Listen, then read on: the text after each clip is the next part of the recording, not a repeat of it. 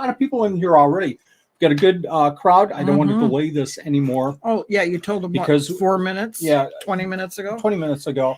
As Frank will say, this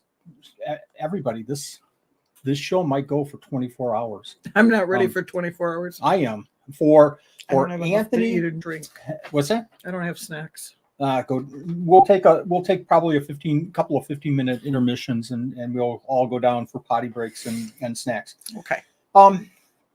So I did want to say in this show, we're not going to be specifically, and I mentioned this a little bit, specifically talking about rare geckos. We're talking about rare geckos, but there's going to be a lot of information pertaining to common reptiles as well. Just watch. But one thing that we will be doing, and I'll try to stop when we get into this, is scientific names. We are going to talk about scientific names. So if we have names like Tyrannosaurus, Geckosaurus, or Diplodactylus anthonyi, or Cerdodactylus jasonitis, just be patient with us. We'll try to explain what these names actually are, what the geckos are. If we can use some common names, we'll try to use that, but be forewarned, there's going to be a lot of scientific names, just because a lot of these geckos don't have common names. Don't ask me to read those. That's exactly what I'm going to do. When I show a picture, I'm going to say, Nanette, what's the name? So tonight we have Anthony Uzar from Cold Blooded Gems and Jason Morrow from Ghouls and Geckos. You recognize that name from the 12 Supreme Days of Christmas. Both these fellows are doing a phenomenal job with their animals, with their care especially. And not only that, guys, I cannot tell you how much I appreciate this. And there's so many great gecko keepers out there, but we don't get to, and I'm not, everybody's busy and everybody's, it's hard. It's hard to share a lot of information because we don't have time. We don't have maybe the equipment. We just don't want to show our setups or talk about geckos and get in depth. When you put yourself out there, and I can feel this as well. Okay, now we're going on 20 minutes. When you put yourself out there, seriously, folks, you have to take a lot of stuff back. If you say something right now, the way that we are is that you're going to get a lot of feedback. And thank goodness some people like Anthony, like Jason, put themselves out there and share as much information as they possibly can. If you guys haven't seen the Gecko Exchange podcast, if you haven't listened to it, my gosh, if you're into rare geckos especially, but anything to do about geckos, you guys have to watch those shows. I don't know how many shows there are already. I think they're catching up to the Supreme Gecko number of shows that we've done, but lots of great shows. I think they do 7 or 8 a week. I don't know. Maybe. Do they do them together? They do them together, and that's what makes it work so well. Is their personalities just go perfect for this show. So, without further ado, quick. Yes. If you have questions tonight, go ahead, put them in. And if you have a specific question for either one of the guys, put their name ahead of it. We'll star them, and we'll bring them up as we're going through. Cool. My nose is itchy. What does that mean that I'm? Frank is right. The guests have left and gone to sleep already. Okay, let's bring out Anthony and Jason. Hey, hi guys, how you doing? Good. How are you? Thank you for having us. I just want you to thank me right now for that 20-minute nap that you just got to take. And I didn't get one. I've been watching you talk for years, man. I love it. we have a lot of fun, and I apologize all the time, but hopefully everybody maybe doesn't appreciate that, but tolerates us well enough to our numbers, of viewers still haven't gone down. So everybody's just, okay, come on, Wally, we want to get to Anthony and Jason, and let's go. Okay, we'll just listen to you blab and blab. Guys, thank you so much for being on this show. I greatly anticipated this and feared it at the same time. And you know why I feared it. I know you know why I feared it, because we could talk for 4 days without taking, we'd probably have to take a break or two. We have to have a break. But you guys, with all of your knowledge, with all of your experience, with your interests, Your interest kind of blends right with mine. We could go forever and ever. But I tell you what, folks, tonight, you viewers are in for a treat because we're going to talk about rare geckos, but we're also going to share a lot of information that will pertain to your care of your reptiles, whether it be common or rare or whatever. There's going to be a ton of information here. Why don't we kick off the show with Jason? Let's start with Anthony. Because I've got the pictures queued, I have to start with Anthony. Anthony, tell us a little bit about yourself, please, and kind of stay away from the hobby stuff a little bit. We'll get into that in just a minute, but tell us about you. All right, I'm Anthony. Obviously, again, I appreciate you so much, Wally. It's like I've been watching you for years, dude. It's like every time I talk to you, man, it's kind of like I'm talking to a celebrity, man. You know. It's just awesome that, to have this opportunity. And it's even more amazing that, animals did this for us. I'm a pretty basic, just an American guy, man. I love my country. I love my family. I love the outdoors. I do a lot of fishing.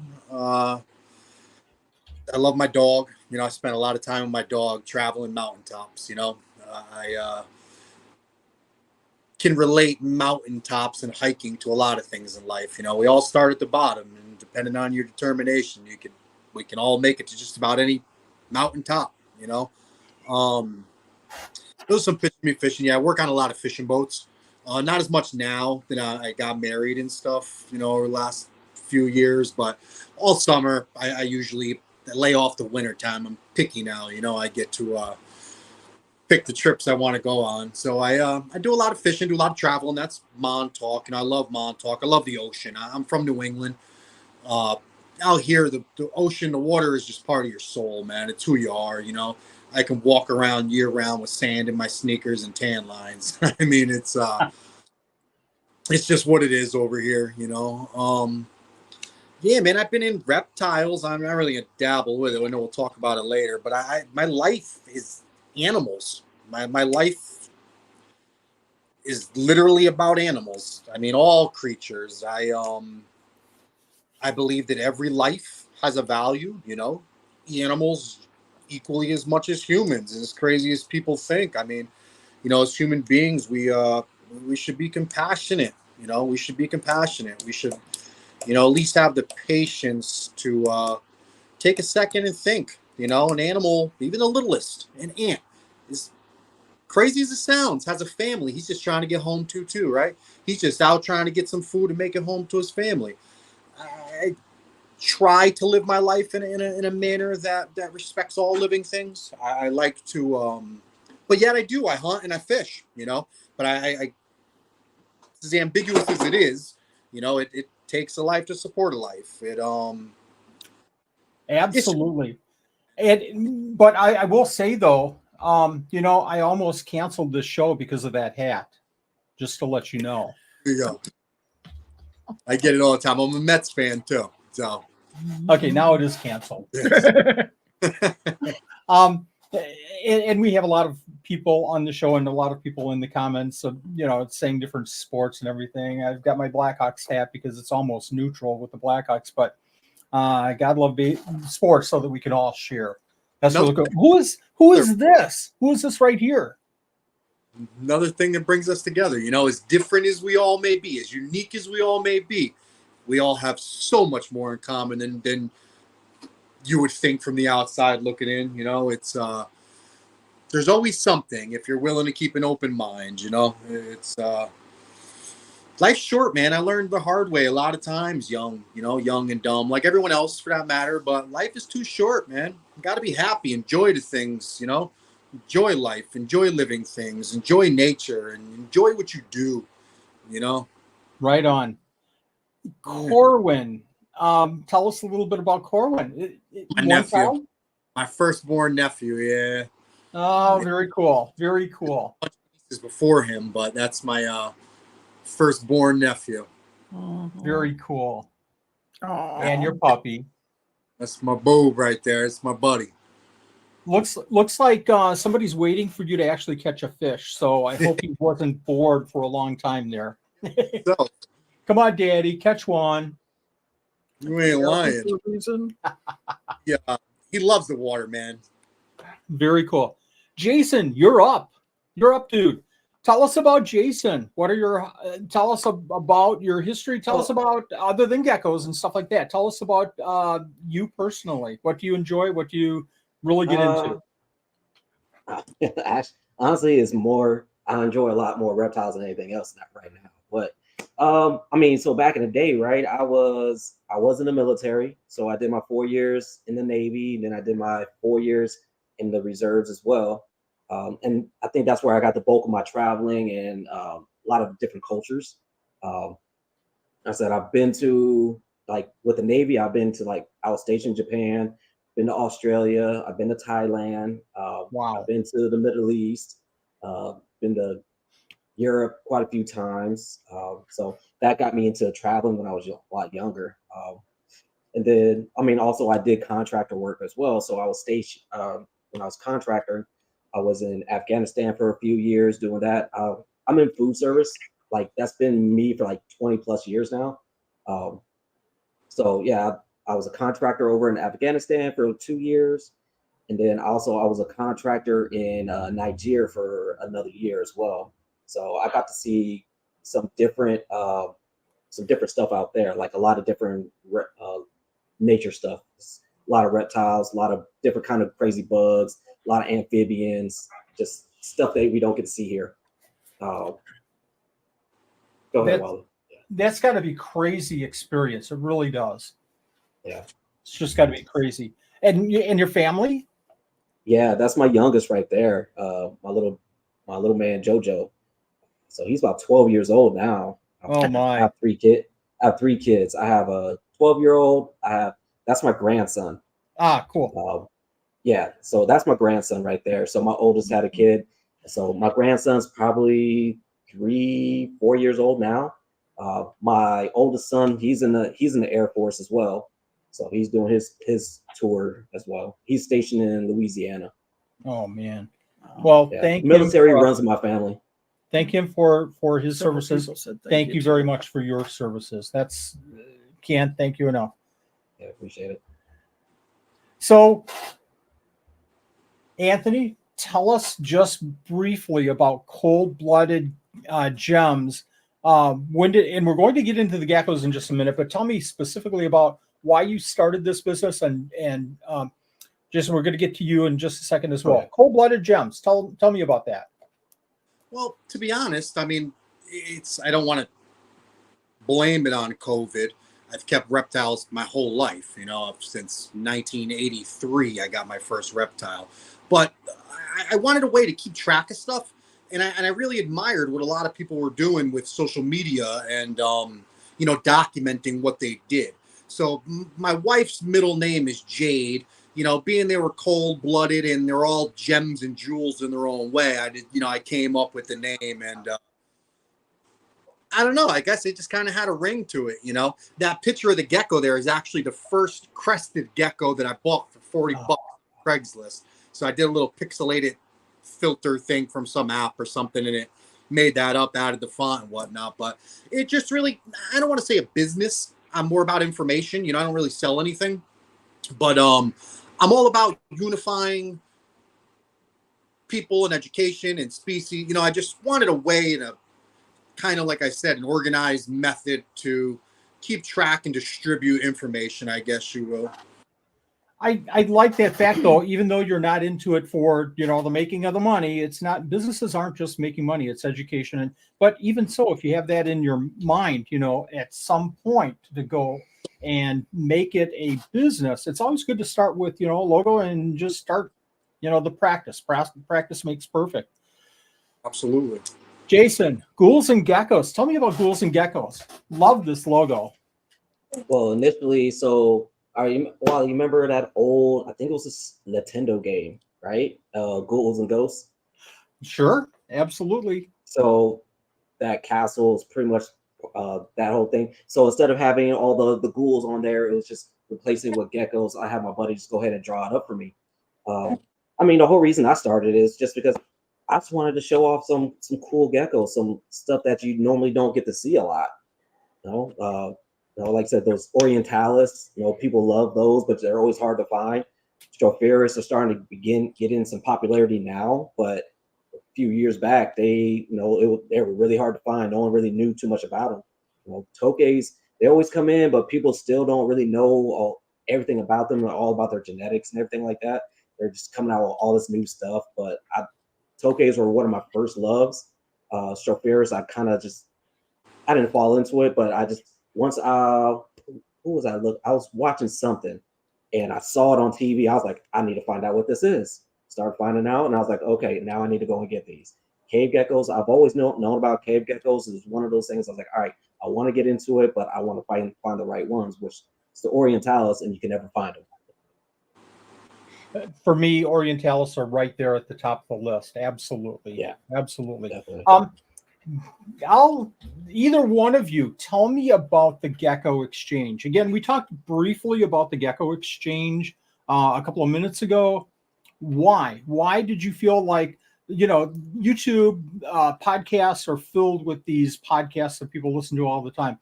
And this is a loaded question because obviously I know the answer to this, but you have to share with me why you guys came up with the Gecko Exchange podcast. Go ahead, Ant. Well, we both had a desire to spread information and almost highlight species that we felt were so underappreciated or maybe just less known. So we would talk back and forth for a while. I mean, over a year, me and Jason had talked about stuff, and we'd always wind up on the same page commenting on some crazy gecko that in all rights should be more popular than 90% of the stuff that there is. So we kind of kicked the idea back and forth, like, wow, I mean, if people only knew, well, how can we get people to know? Well, wow, there's a lot of people don't know. There's a lot of people don't know that are out there doing this stuff. How can we bridge those gaps? How can we get these species, these people working with these species, in the information about these animals to people so they can make their own decisions? And we were both, brought the idea up about starting a podcast, and kind of had things going on, and we just forgot about it. And, not really forgot about it, but, just didn't have the time, or maybe we were both nervous in our own way, or trying to figure out a better game plan. And then one day Jason was like, yo, listen, let's just do it, man. Let's just go. And he took control, man. He took control of the situation. He got the software. He did.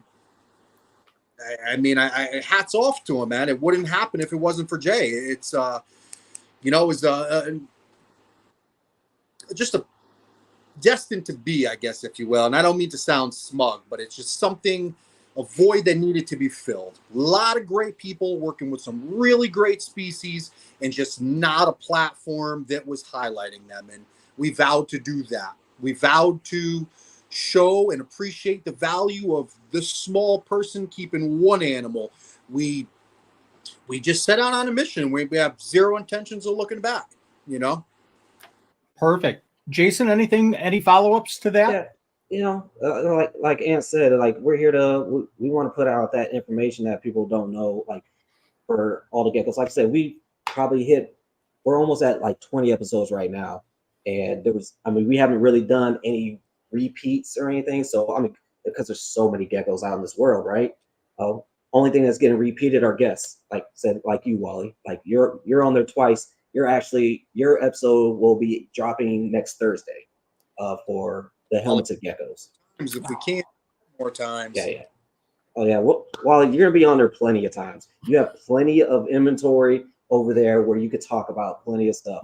Just like those geckos that you just got. Right when that YouTube episode dropped yesterday, and you're like, yeah, I guess these got some new geckos. And because I was already on Morph Market, I'm looking, I was like, okay, something's missing off Morph Market.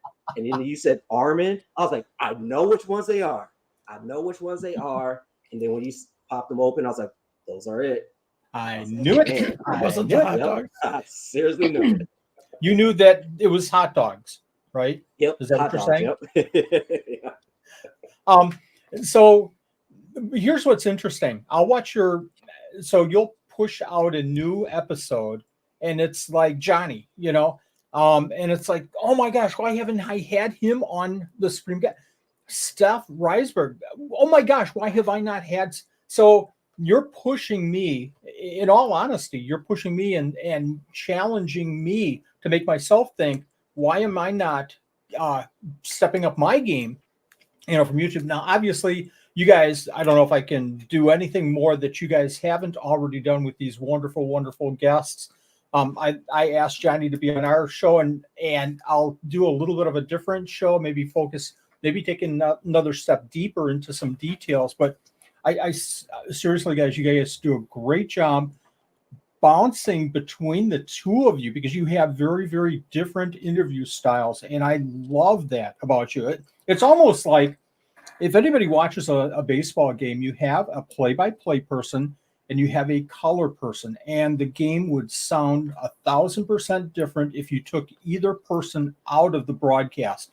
And that's how I look at the Gecko Exchange podcast, is you balance each other so well, and your guests are amazing, just simply amazing. Yeah, they make it easier for us. We have some, like you said, Johnny, yourself. I mean, not to rewind a little bit, but you were a huge inspiration to this, Wally. You were one of the people we talked about all the time. Like, we would mention the geckos you keep. Like, I was watching videos from 9 years ago or something, a species that I don't remember exactly what it was. I don't remember what it was, but you had some old videos of geckos, and I'm like, why don't people know about this? Like, Wally should be the most popular guy on Instagram, not someone talking about crested geckos. Not that we don't all love crested geckos, but you know what I'm saying? Like, you're always innovating, always changing, always doing something different, always have something different. I mean, just a real trailblazer, if you will, man. And you were one of the inspirations. Again, like I said, like we're going to get people like Wally. We want to give them the platform to teach and share. We knew you, and nothing against you, obviously, but you're unique. But don't take it the wrong. There's a lot of guys out there doing great things that we feel, again, just don't get the credit and recognition that they deserve. So we were both on board with, like, yeah, man, these guys, definitely, let's get them on as many screens as possible. Let them teach. These guys right here, we don't claim to know it all. Jason knows what he knows. I know what I know. I can't pronounce, I don't know, maybe 4 names in Latin. Jason can name every species from here to Australia back. So he plays the scientist, if you will. I'm the people's guy. I like to, again, I cannot be more adamant about how important the little girl with a leopard gecko is to the hobby as a whole. Yes. That little one gecko absolutely has the potential to be the biggest name in reptiles if she chooses to. 100% agree. So it's bothered me the whole day, So I've been preparing for the show, but it's bothered me that you guys just put out an episode with Green Acres Exotics, and I haven't had a chance to listen to it. I want to get downstairs. I want to put it on. I want to work, and I can't because I'm over to the doctors. I'm doing this and prepare. So that's bothered me the whole show. Is that Landon, why you've been crabby today? Yeah, that's 100%. That 90% and 10% you. So thanks. Yeah, no problem. Good one. Remember that at the end of the show. If anything, I'm transparent. Hey guys, you guys are doing geckos, but you're also doing other things. Talk about these other reptiles, because again, this is not just rare geckos. This is some other animals here. So what is this? I think this is Anthony's picture. Oh, I've got to show it. It helps if they can see it. Producer, you're fired again. That's me. Mr. Frog, man. Love frogs. I mean, again, like I said, I'm an animal person, man. There's nothing that has a heartbeat that I don't find some type of pleasure in. I mean, everything lives a different way. Everything has a different habit. That's one of my girls right there. That's Athena. As common as they are, again, like I said, it's these common gateway reptiles that open the door for the mind to roam, if you will. When you look up a bearded dragon, I mean, go on any website, any page, it ultimately will lead you down a wormhole or a rabbit hole to another species that maybe sparks your interest. And with kids and the things that I do, I like to have a lot of these gateway animals, if you will, just because they're easy to get. Now, I'm not promoting big box stores or anything like that, but I've said it before on a podcast. You have to be honest. Petcos and these big pet stores probably bring more children and people into the hobby than any reptile show ever could, right? You have to be a seasoned, keeper to want to go to a show and plan it to go out of your way. Anyone with a cat, a guinea pig, a hamster, you're going to wind up in a pet shop. All you got to do is make one left turn and your life is over. You wind up in a reptile and it's game over. That's Leonidas and Athena. Love them, love the dragons. I had them since I was a kid. For nostalgic purposes, I had to have them. All the nieces I have and everything. They and now my nephew. They just great animals, man. The intelligence is just, people look at them like they're just a pet store animal. Bearded dragons. People really don't understand how intelligent bearded dragons are. Anybody in the chat that has bearded dragons, put your comments in right now. Anybody in the chat that has other animals, put that animal in the chat. We saw I think that was a Pac-Man frog that we saw first, right? Are you working with Pac-Man frogs? I don't. I used to breed them. It's a seriously complex process. And I genuinely believe there's a lot of people out there doing much better than I can with them, but I do keep them. Yes. I love them as animals. I think they're great. I keep a couple different subspecies, if you will. And I think they make, as controversial as it may be, but I think they're also a great gateway animal, if you will, for someone that doesn't know if a reptile or amphibian will fit into their life.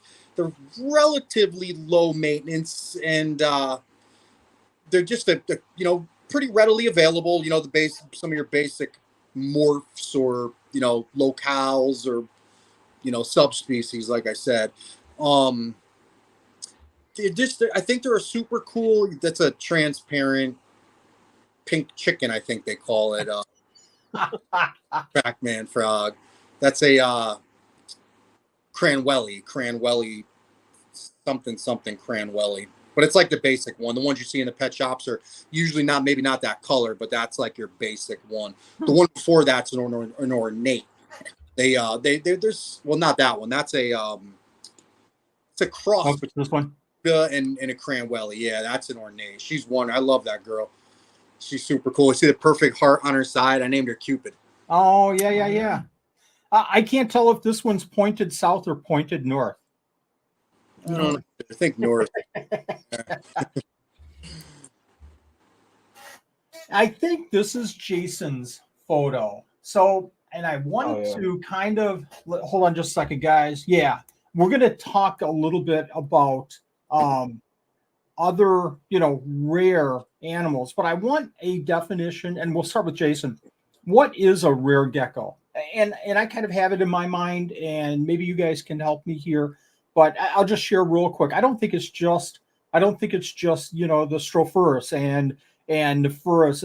I think it's also leopard geckos and crested geckos and chahuas, lychees, maybe leopard geckos per maybe the morph that you're working with, maybe crusteds per the morph that you're working with. I mean, there's some very, very rare morphs or traits of crested geckos out there. What do you guys think? Jason, what do you think about rare? What do you think about leopard geckos being a rare gecko? Well, I wouldn't say, they're in an abundance right now. So I would say maybe depending on what you're trying to look for, like those Iranian leopard geckos or something like that, those would be more of the rarer side of that species. But rare for me, it's just like they're not real prevalent in the hobby. They're hard to find.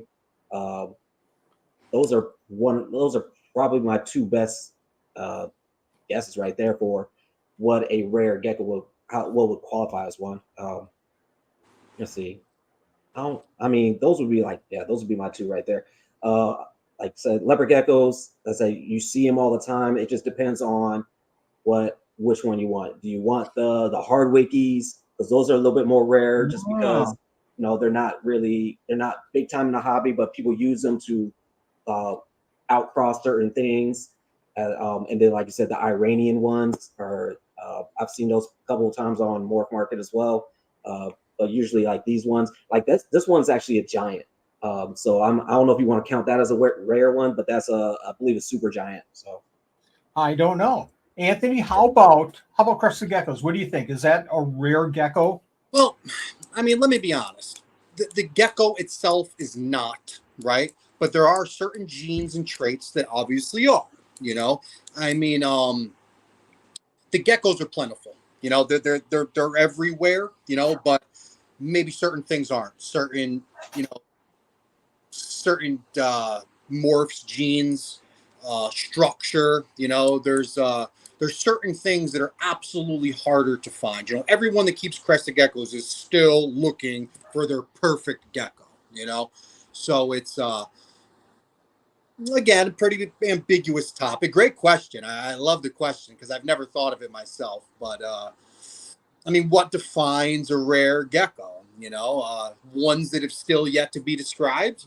I mean, in rare, I suppose if you lived in Alaska, they'd all be pretty rare, right? They'd all be pretty hard to come by. You know? Great point. Great point. So I'm showing some geckos here, these crested geckos. I would actually, you know, in my definition, if we're talking about rare geckos, we're really going to dig into some of the typical rare geckos. But I just wanted everybody to, you know, kind of think this through, like you were saying, Anthony, that, you know, it doesn't have to be one of those Australian or New Zealand geckos that makes it rare. It's whatever you consider rare. If it's not available in the hobby and it's hard to obtain, I think it's a rare gecko. God, I love this picture. So cool. Talk about rare geckos. How about this red Harley? How about a super Dalmatian crested gecko? How about, you know, a leopard gecko that has this gene, this gene, this gene, and this gene? You know, it's like anything else. Something like this, something like a super Dalmatian could take a breeder with a sizable collection, you know, 10, 15 years to develop and come up with that one special super Dalmatian kind of gecko. That's my thought. This is a beautiful, is this a lily white? Yeah. Yep. Yeah, this is an outstanding gecko. Yeah, he's one of the all-stars. He's one of my all-stars for sure. Chihuahuas. You know, I think now we're kind of crossing into, you don't see a lot of people in the hobby keeping Chihuahuas. I would say probably if you took all of the keepers in the hobby, this is probably a gecko that's in maybe 0.001% of collections, right? Yeah, that's one of the species that actually brought me and Jay together. You know, ironically, with both of our different tastes, we both love Chihuahuas, and we both have so many crazy plans, you know, that nobody's ever done with them. You know, so it's they're an awesome species. That's one of those ones, I guess you could say, that's hard to say because in theory, I don't know. Some would say they're not too rare, but there's a lot of unknowns with those things. They're not as easily available as you. Wow. Yeah, that's a Chihuahua. Yep. Yeah, it's one of my girls. Oh, beautiful, beautiful animal. Crazy mainland. People only think the Pine Islands come with, you know, white shoulders and collars. I have mainlands that are littered with white down their lats. This one is interesting in that pattern. We had Sarah from Rainy Day Geckos on a few weeks ago, and she's working with a pattern of the round circles, and it looks crazy cool.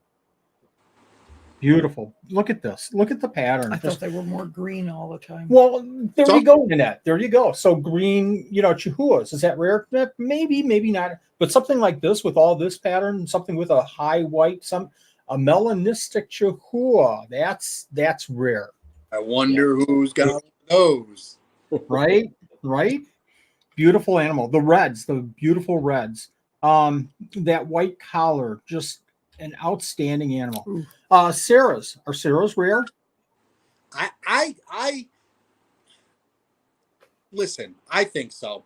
I think that they're maybe just they're getting a little more popular, but they're hard to find. If you're looking for a specific, I just got them today. They just came. I picked them up from FedEx today. 2 of them. Still don't have names for them. Got an 8 spot and a 6 spot.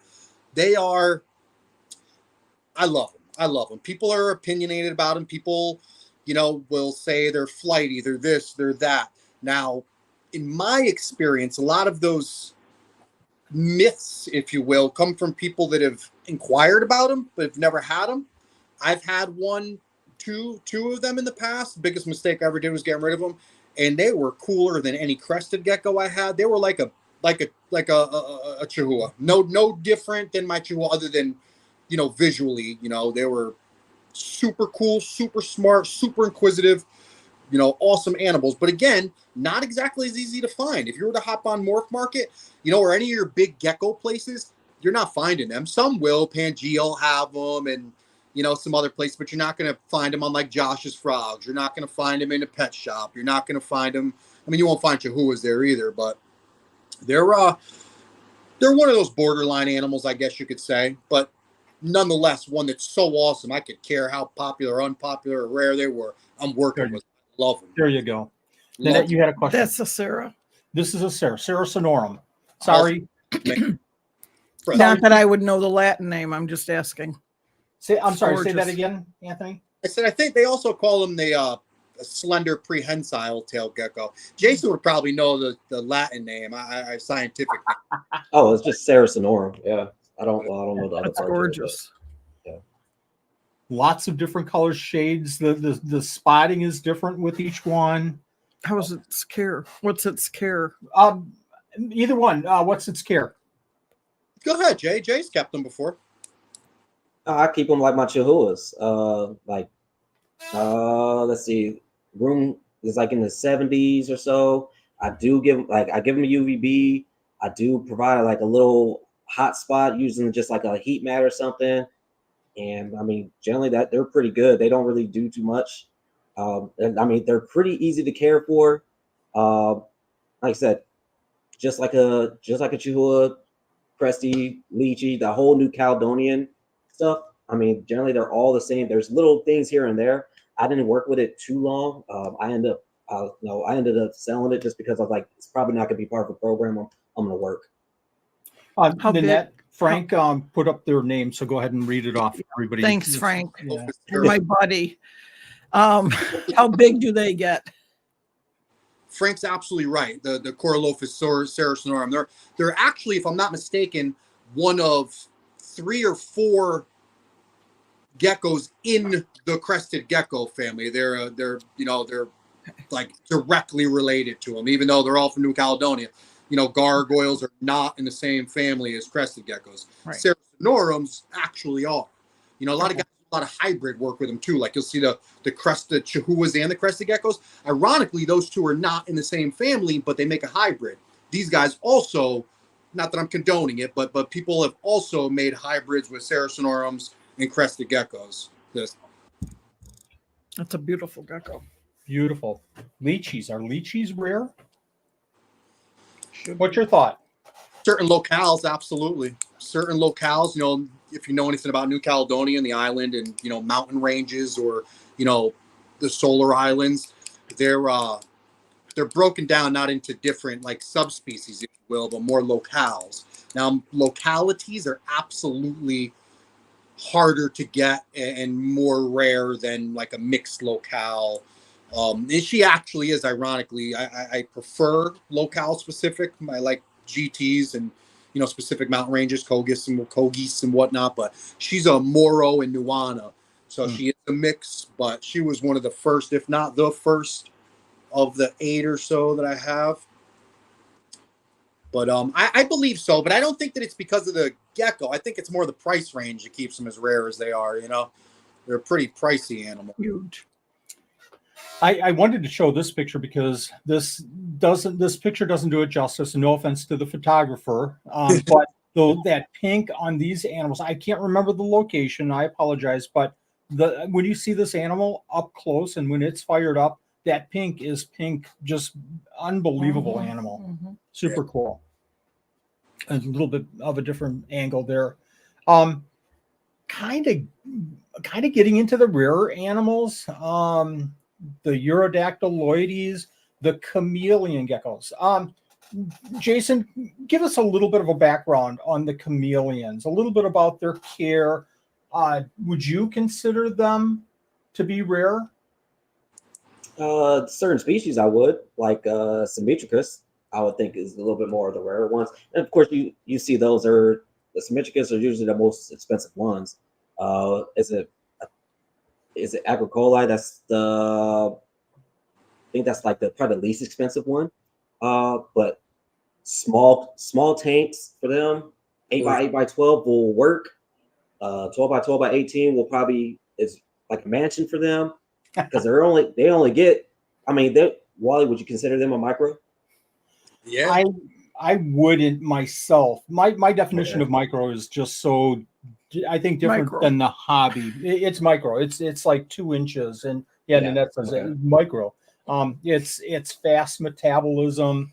I don't think there's anything fast about these guys. You know, They're pretty slow from what I've seen. Right, they're pretty slow. They don't dart off. They're pretty chill. They like to stay out in the open from for some people's collections I've seen. They're always out in the open. Are these the dinosaurs? Yeah, just like Steph said, they're cool to keep. I'm gonna say they take the diet. They take little bugs.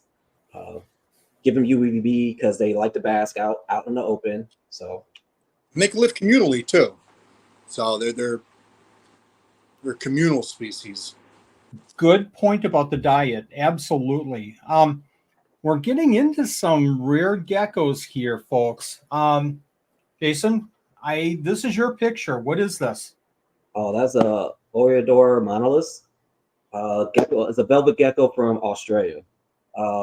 They have I'm not too sure. I think they have like maybe 20 species of Oreodor, but in the US, there's only maybe 5 that are represented. It's like let's see. I've seen some with Fimbria. I've seen Kograi. I've seen Castel. I can't even pronounce that one. I can't either. I'm not gonna try. There's monoliths anymore. And then of course you got like the only one that's outside of that one is the Nebuliflora robusta as well. Now I've had both of them. I've had Nebuliflora and I've had Oreodor. I've never bred them. I kept them for a while. I ended up doing a trade. That's probably my biggest regret ever right now because I miss my Oreodors. I love them things so much. We're working with Monolith Corgi or Kogarai. Gosh darn it. The Robustas. Yeah, I had Gus on my mind. Sorry about that. These guys, so their care is pretty super easy. You know, I've got my individuals in 12x12x18s and just mix the males with the females when I need to breed. They eat the diet too, folks. They all eat the diet. Very not known that they'll take the crusted gecko diet, but we feed a lot of bugs too, though. Yeah. Very gentle. What's that? I said I give it to him once a month as a treat when I did have him. Like anything tropical, because I took that from Joe Hupp. Anything tropical, he will give them a crested gecko diet. So at least once a month, anything I do have tropical, I do give them some Pangea or something as a treat. Super easy to keep, handleable. They're not that big, maybe 4 or 5 inches. Robust are a little bit bigger, 5 inches, but super easy to keep and lots of fun and fairly easy. I think I equate them to the a little bit warmer cave geckos. They're not super easy to breed, but they're not super hard either. Yeah.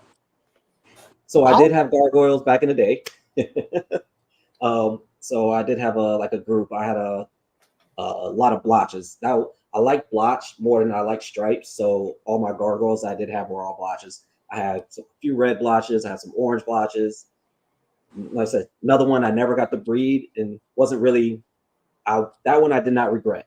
I was like, okay, because I started moving off new cow stuff and started getting into my rare stuff. So it was like, all right, what's going on? What's coming in? So anytime I do have something coming in, I got to start looking at my collection like, all right, what am I not going to keep? And unfortunately, it was those gargoyles. It's hard. It's hard as you're moving up and trying to get more experience and just trying different things. You know, good friend Joe Hupp mentioned to me, a long time ago, you can't keep everything. You can't keep everything. If you bring something in, what are you going to stop taking care of? Then you should be moving it out of your collection. Bobby Gecko Cove is this rare? Tell me. Leave a comment. What's the species behind it? What's the species? Is that rare? Is that a rare one? Good at With the blue? Yeah, you know what? That might have been I was fostering a dog. Okay. Yeah, I think it was. I don't remember what dog it was. I fostered a few of them. One was like an American bulldog, and another little small one. But A little Frenchie or something. Ears. Yeah, I don't know. yeah, I can't remember what that is. Honestly, can't. But you know. No, now we need to know. Yeah, definitely. Oh, and then I Never just mind. messed everything up. There we go. Okay. Oh my gosh. Here we go. 4 hours later. Strophurus. Anthony, have you kept Strophurus in the past? I've kept him through Jason's lens. No. There you go. Me too. Me too. So Strophurus, tell us a little bit about these, Jason. Australian geckos. So I keep Strophurus ciliaris, I keep Strophurus intermedius, and I will be getting a Strophurus spinageris in the next few months from our good friend Stephanie. So Nice. yeah. So those are the ones I keep. I said I've successfully bred intermedius. They breed like crested geckos. The ciliaris, I'm still trying to figure out. I did get offspring from them, but I'm still trying to work out some things. But for them, like they have that cool little mechanism where they could spray that little glue at you, just like a Eurodactylodes from their tails. Yeah. So those there's like little tubulars on the tail, and they shoot out some goo as a defense mechanism. But they don't do it in they very rarely do it in the hot or in captivity. Only time I've been sprayed was when I'm trying to get a hatchling out of the incubator, and they get freaked out. That's the only time I get sprayed, and I usually have my hand out in the way just in case of that happening, because it smells like a stink bomb. If you ever smell a stink bomb, that's what they smell like. Unreal. Yeah. I tried to poke mine and ridicule them and make fun of them, and I never got sprayed. So it's kind of rare. It's hard to do it when you're poking a picture.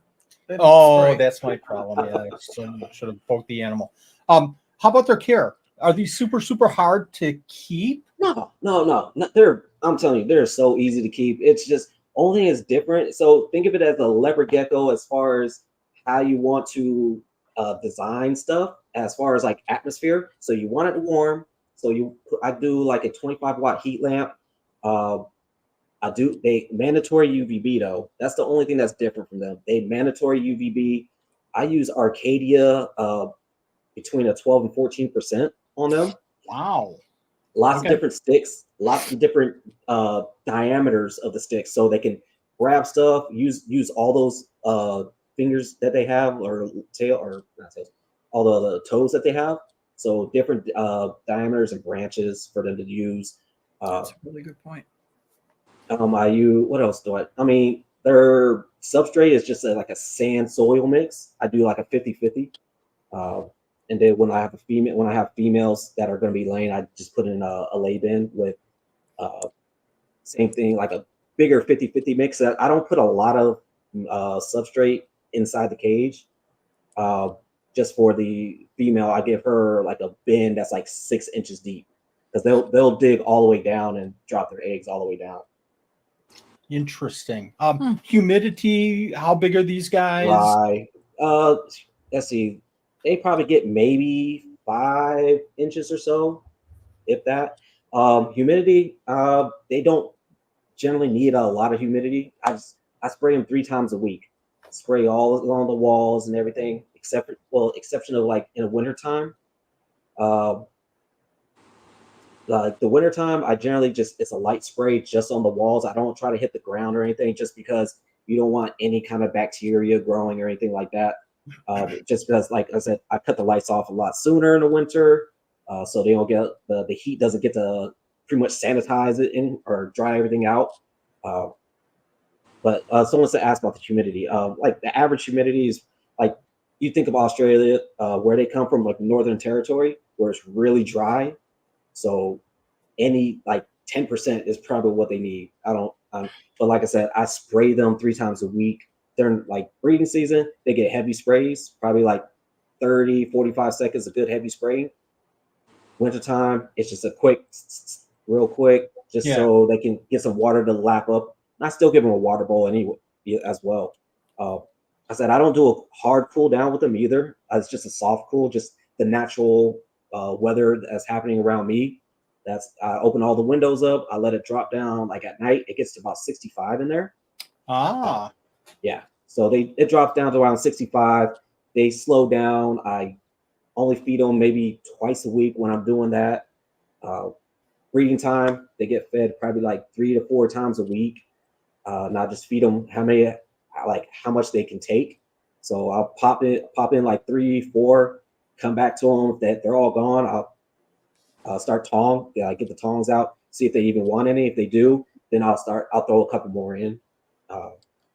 Other than that, I mean, the eggs take about 55, 60 days. Yes. Did you say what food you're feeding? I'm sorry, I might have missed that. I feed crickets. They don't. You know what? I have not had luck with mealworms, superworms, roaches.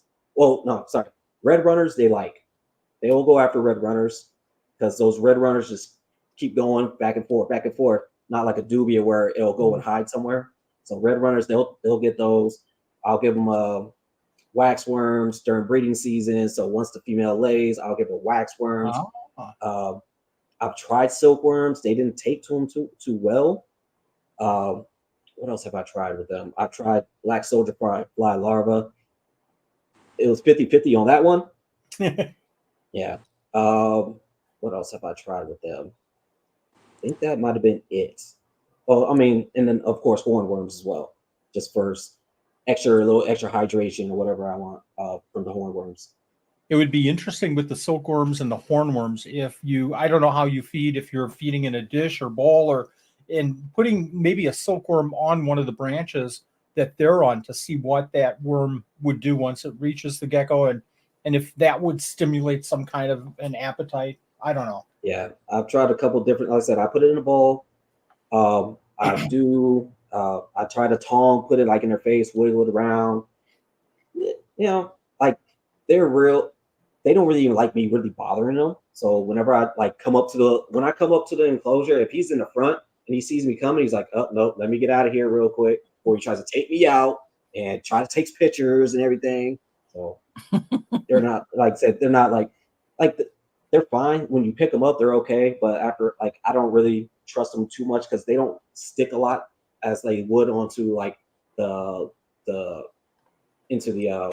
my PVC enclosure. So they stick really well on those, but they're climbing on me. They don't really stay well, so they always kind of slip. So I don't take them out a lot and do anything too much with them. Just kind of let them do their thing. Sounds pretty typical to all of the Australians, especially definitely. the knobtails. Knobtails don't like to be disturbed at all, right? Yeah. You mentioned humidity. What's that? Don't forget that. Yeah. I've got it up right now. You mentioned humidity. You're misting. It's drying out. You're misting. But you mentioned that this is dirt and sand mixed. Do you guys do bioactives? And I wanted to ask that, Angie has a great question with, do you do bioactive setups? But I wanted to relate that to the whole humidity thing too. Anthony, why don't you go ahead and do you do bioactives at all? Yeah, I run bioactive and everything. I mean, depending on your definition of bioactive, I guess it's like a touchy topic these days. But all my breeding pairs of every species is in a fully planted live bio, UVB, all types of bugs. I mean, crickets breed in there. I mean, everything just reproduces. Mushrooms are growing. Everything's living in these things. Even my bins, I guess you wouldn't call them planted. I have half screen tops on them and I have UVB bars. So I don't have plants per se in them, but I'll use a lot of cork for my grow outs. But I absolutely use springtails and isopods. I mean, even, when they're maybe not hatchlings, I like them to be a few weeks old before I get them in anything bio, just because I don't know, I don't want any type of bacterial infections or anything like that. But for the species that I keep, I encourage humidity, so I I get no better results than I do with, you know, a ABG mix and some moss and some stuff like that. Yeah, I do. Absolutely. Love it. Love it. Love it. Jason, Bioactive? Yeah, so for like my chihuahuas, I do some sort of a bioactive. Like I throw in, I put in a bunch of like mealworms or no, super worms in there, and their beetles are in there, so they're just constantly breeding and laying in there. So it's like they're aerating the soil, and then also they're cleaning up. But then they eat all the Pangea as well. So if the geckos don't eat it all, they eat it all. But then the geckos end up eating the super worms. They don't mess with the beetles. They don't like them. So they just kind of like, have a little relationship with them where I don't mess with you, you don't mess with me. You know, as far as like the rest, like my arid stuff, no, it's not bioactive at all. Like, I've tried doing it once before with like the leopard gecko. I tried putting aloes and everything in there. I put super worms in there as well because I was like, I know the isopods were going to die if I would have done like a crazy arid bioactive. So I did those. Worms live. All my plants died. So I just like, no, I'm not doing that no more. It's just wasting my money on plants for the leopard gecko. So he just gets a bunch of different rock piles and branches and those challah wood and all that other good stuff. I love that answer because people think bioactive. What's the first thing people are going to say? Isopods, springtails, plants, bioactive. And again, just like Anthony, you said, bioactive has a different definition for the 14 million people that are using the word bioactive today. There's 14 million different definitions. So, Jason, you said instead of isopods and springtails, you're using worms. What a brilliant kind of concept to use something else other than isopods and springtails for bioactive. Yeah, I mean, because I heard there was a story, like I was listening to a podcast with Michael Pannone, Chihuahua Chamber, and he's like, yeah, it was him and was it Arboreals Anonymous? It was on the Herpetocultural Network. They did a podcast on that one, and he said like, yeah, they were having isopods eating the eggs. So I was like, all right, I don't really want to risk that, so we'll just go this way. Like I've not seen any super worms or anything try to eat those eggs when they lay them. So I'm just sticking with that for right now. Anthony, do you have any concerns? I'm assuming, and my fault for assuming, but do you use isopods and springtails? Do you have any concerns with those isopods and spring? I am so off topic right now. I apologize, but do you have any concerns with isopods and probably not springtails, but isopods eating the eggs of your crested chihuahuas? 4 years, never lost an egg. No. And they're hiding their eggs in the substrate, right? Bury them all as deep down as they can go, but where they are, my breeders in the big bins, the ones that are in the bins, I'll obviously pile up much more substrate in the back corner. And I mean, it's pretty easy when you look down, just pick the bin up and look, and I can see if there's eggs there. It's now this is also a heated topic, and people swear by it. Oh, I've lost 1,000 eggs, 100 eggs.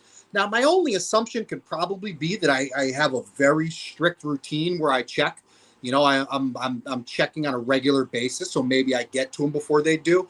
But my right hand to my God, I have never lost an egg to a single isopod or anything, and I run them in every single enclosure I have with every gecko I have that's over 5 grams. What kind of isopods, if I may ask? Going to be a fanboy and be like, hey, yeah, no, I lost mine too. If it hasn't happened, I can't say that it has. I mean, even my bearded dragons, I keep my bearded dragons in a semi-bio too. It's not planted. Super arid. I use arid springtails. I use lobster roaches, super worms, darkling beetles. They live. Even the crickets in there as well. They reproduce. They breed in my bearded dragon tank. One side's 125 degrees. It's certain things. I mean, and that's really just through trial and error. I guess I just put a bunch of feeder stuff in there, and certain things just lived. So I'm like, all right, cool. You know, you don't typically want to give a bearded dragon much humidity, but just for the life factor, I dump water into one corner of the enclosure once a week. I keep them at a 125, so it's pretty big. And I have probably 3.5, 4 inches of substrate in there, which holds moisture itself and also allows for the upper area of the tank to remain pretty dry. You know, so I guess it's not a full bio in the way that some people would say with plants, because I've done it and they just eat them, they destroy them, they bite them. But as far as a living tank, yeah, never lost an egg in there either. And I've bred them. I don't try to intentionally breed these things. I try not to brumate them so they don't breed and lay clutches, because again, not suggesting this to anybody, but I keep a male and a female together, and thus far I've managed to keep them from breeding by controlling temperatures. But yeah, never lost an egg in there either, man. Nothing, you know. So you're forcing me to change my response to, should I keep isopods in my bioactive? I don't have a hide box for my, blank gecko. And I've always said you really don't want to keep isopods if your animals are laying in the substrate. So now, and you use one key phrase, and that's that you check for your eggs on a scheduled basis. So again, we go back to the single statement that we should all be using so much. It depends. It depends. What should my humidity be with my Strophurus? It depends. How often should I feed my blank gecko? It depends. Should I keep bioactive isopods? It depends. If you're not going to check for your eggs, like me, I don't check but once a week or so for crusted gecko eggs, maybe even a little bit longer sometimes.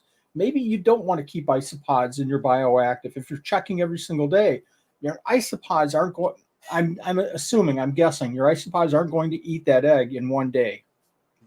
What kind does he have? I've also heard different stories with different species. Maybe I'm not, I was talking to, Sarah from Rainy Day Geckos, and she had mentioned, in a comment or a thread somewhere, that maybe it was the species I was keeping. I keep a lot of Cubaris species. I love Panda Kings, are my favorite, and I just have them in everything, But I also have the papayas with Cubaris species, the marinas. But again, I don't know. But through trial and error, in time, I'm talking, like I said, over 4 years, I've been getting, crested gecko eggs and bioactives. And the first time was an accident. I had a nice planted terrarium, and one day, I mean everything alive in this tank. Again, like I said, I keep earthworms. I keep everything that's alive, millipedes, everything that I can that's alive that would be in a living natural environment. I encourage to be there, right? Now, I'm not suggesting everybody does this, but it's something that I enjoy. I enjoy coming in at nighttime and shining a flashlight on the layers of substrate and looking at everything alive. Worms crawling through the dirt and beetles digging and isopods down on the clay balls and the roots growing. I love all of that. And, you even notice that's where the tiny little springtails hatch. And learned the life phases of a springtail. Springtails don't just hatch with wings on them and these little hopping around, jumping things. They have multiple life stages. And I enjoy watching all of that. So to make a long story short and short story shorter, one day before I ever had any intentions of breeding these things, I literally got crested geckos because my wife was like, no more alligators, no more snakes, no more done. You're done. Get something small, right? So I wound up with some crested geckos. Really didn't even pay attention whether they're male and females. Kind of like if they are, then they'll breed, and then whatever it'll be. They're just super cool looking animals. One day I'm looking around the tank at nighttime like I do. I see this little gecko. I'm like, what the hell? Wow, I didn't even know these things were old. What the hell? So I open a thing up. This little guy jumped out, man, and that thing hatched unattended to. All types of life around it. Probably 3 or 4 different species of isopods. Lived. So from that day, I've always had it in the back of my head, but I've also always heard the stories, I'd be lying to, and I don't lie. I'd be lying to if I said I didn't hear the horror stories, right, and they didn't make me think. I was always conscious. And conscious enough that I always paid extra attention. But after so many years now, I don't sweat it. I don't worry about it. It's just what it is. Well, the proof is in the pudding. If you haven't lost an egg, why change anything? I think we answered Laura's question about which ones are you keeping. And you're keeping the Cuberus. And then Jen is saying it would probably depend on the isopod species. I 100% agree with that. If you're keeping dairy cows, if you're keeping any of the, Porcellio, the protein-starved isopods, they'll eat through glass. So they're not going to eat through glass, but I feel, would be more apt to eat anything that they possibly could to get that protein in. So if you're using Cuberus aren't really that, hungry for protein. So that might be a dwarf whites. I personally wouldn't use dwarf whites in a egg laying, a gecko egg laying situation. I wouldn't trust that. Now, however, Steph is saying I use dwarf whites, powders, and giant canyons in most of my tanks, but I collect the eggs every morning. So again, there we go back to, gosh, I would never use dwarf whites or powders or giant canyons or dairy cows, but she's collecting every morning. I don't think you're going to have that. It would be interesting stuff if you put it in the chat. Have you ever seen isopods congregate around your eggs? If you've missed one, I mean, we're all trying to check our eggs, as much as we can, but if you miss one, have you ever found the isopods around your eggs? No, I find them around the food bowls a lot, though. Maybe that moisture thing. Exactly. Just checking to see if there's... The other thing, I genuinely believe there's so many other options in my enclosures that are just much easier. Unless they needed calcium, right? Which I also have, I used to be big into fish tanks, so I crush up coral. I had a lot of extra coral. Now, even with my charcoal and whatnot and my substrates, I throw crushed up coral in there. One, because a lot of my species are from New Caledonia, and it's, there's probably a lot of coral makes up the island. So I incorporate a lot of coral in there, which is, high in calcium. So I just don't, I feel I have a lot of opinions, but they're simply that. They're nothing more than just opinions, or ideas or notions about why they don't.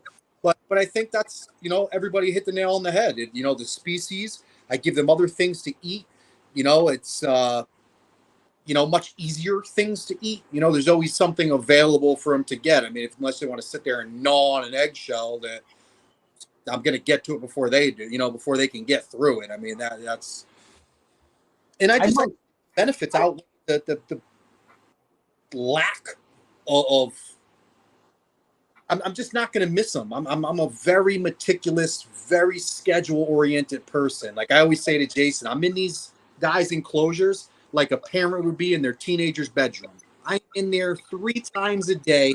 I know where and who, what sleeps where, who's eating, who's pooped, who's drinking, who's playing in the water bowl. I know who's doing what at all times, who's likely to do what. I've learned the personality of over 200 geckos and can tell you what every single one of them does from the day they hatch or they come into my home. It's just what I enjoy.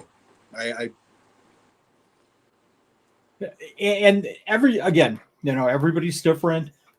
Take it, all sides with a grain of salt. Steph is saying that she's never had a problem and never seen isopods around her eggs. That's great input. And, like we're saying here, everybody has a different way of looking at things. And that's what's cool about this hobby. Absolutely. I'm going to go back to Jason. Another Strophurus, right? This one? Oh, this is the same picture. Yeah, that's the same picture. Is it? Well, maybe I'll change pictures. Producer. Hello. Can you that's one of my hatchling Strophurus intermedius. So this one, Wally, I think you would consider a micro because they don't get that much bigger than those. They're gray. Some have reticulated patterns, and then others have like those dots that you see like on the back of it. So they come in like those 2 kind of patterns right there with red eyes. They do the same thing. They can squirt that stuff off their tail. Said these are the ones that are usually notorious for trying to squirt me after they hatch out the egg. But that that, but they're also so like when I pull them out and I'm feeding them, they really pay attention to what's going on. Like I'll start squirt. Like once I get the tongs out, I'll get the little water bottle cap. They're looking at me, looking at it, then start looking at me like, all right, cool, you about to feed me today. And they're all, like right there, like hanging off, waiting for me to drop crickets into there. Really cool, neat little species of gecko. Like I said, they breed like cresties. Generally, I get about first season I think I got like probably like 8 clutches. This season I think I got about 5 clutches. And so this upcoming season, I've already separated the male, so I won't be breeding them this upcoming summer or upcoming breeding season, just so she can have some time off. But I mean, generally, like 12 by 12 by 18 is perfect for a pair or even a trio. Let's see what else. Like I said they get the UVB, they get the 25-watt heat. See what else. And then I treat they get treated just like the ciliaris. Spray them winter time. They only get a little bit of spray. Keep everything kind of dry. Feed them a couple times a week. So they don't scurry off a lot. They will. I can pick them up with my hands easily. They don't like try to jump away. They don't try to do any of that crazy stuff. Like they're a lot more calmer than my ciliaris. And it's crazy because they're so much smaller, but they are calm. Like I can have one of my intermediates chill on my shoulder while I'm feeding, and it's just chilling right there. He's not going anywhere. What are you feeding the babies? Pinheads. I don't like fruit flies. I don't find that like there's great nutrition in the fruit fly. It's just like that mashed potato stuff. So I don't generally feed them that stuff. I've tried bean beetles. I tried rice flower beetles. They didn't take those. I've done mealworms. I don't like the way they poop them out. I'm sorry. It just like it's literally all this. It's like this, looks like it's a twisted pellet of. Then you see all the worms on it. I'm like, did you eat this or throw it up? So I kind of stopped feeding so I stopped feeding those just because I said they love roaches. I'll feed them. They'll eat the dubias if I can find really small ones. They will eat silkworms. I've fed them plenty because we've had Mariana on our podcast, and she sent me some extra. She has extra small silkworms, so perfect. It was perfect for them. They tore them up, loved them. Generally, they don't refuse anything whenever I feed them. Anything I put in front of their face, they've eaten it. There's just some things I just don't try to feed them anymore, just like because I didn't like the way. I didn't know if they threw it up or if it came out when they pooped it, like it looked like that. So. Do Strophurus babies have any? You've got to watch out for this kind of issues as you're raising them. I'll give you an example. How I feel, and maybe other people don't go through this, but for helmetids, I think we talked about this before. Babies, I struggled the first year that I was breeding them several years ago with.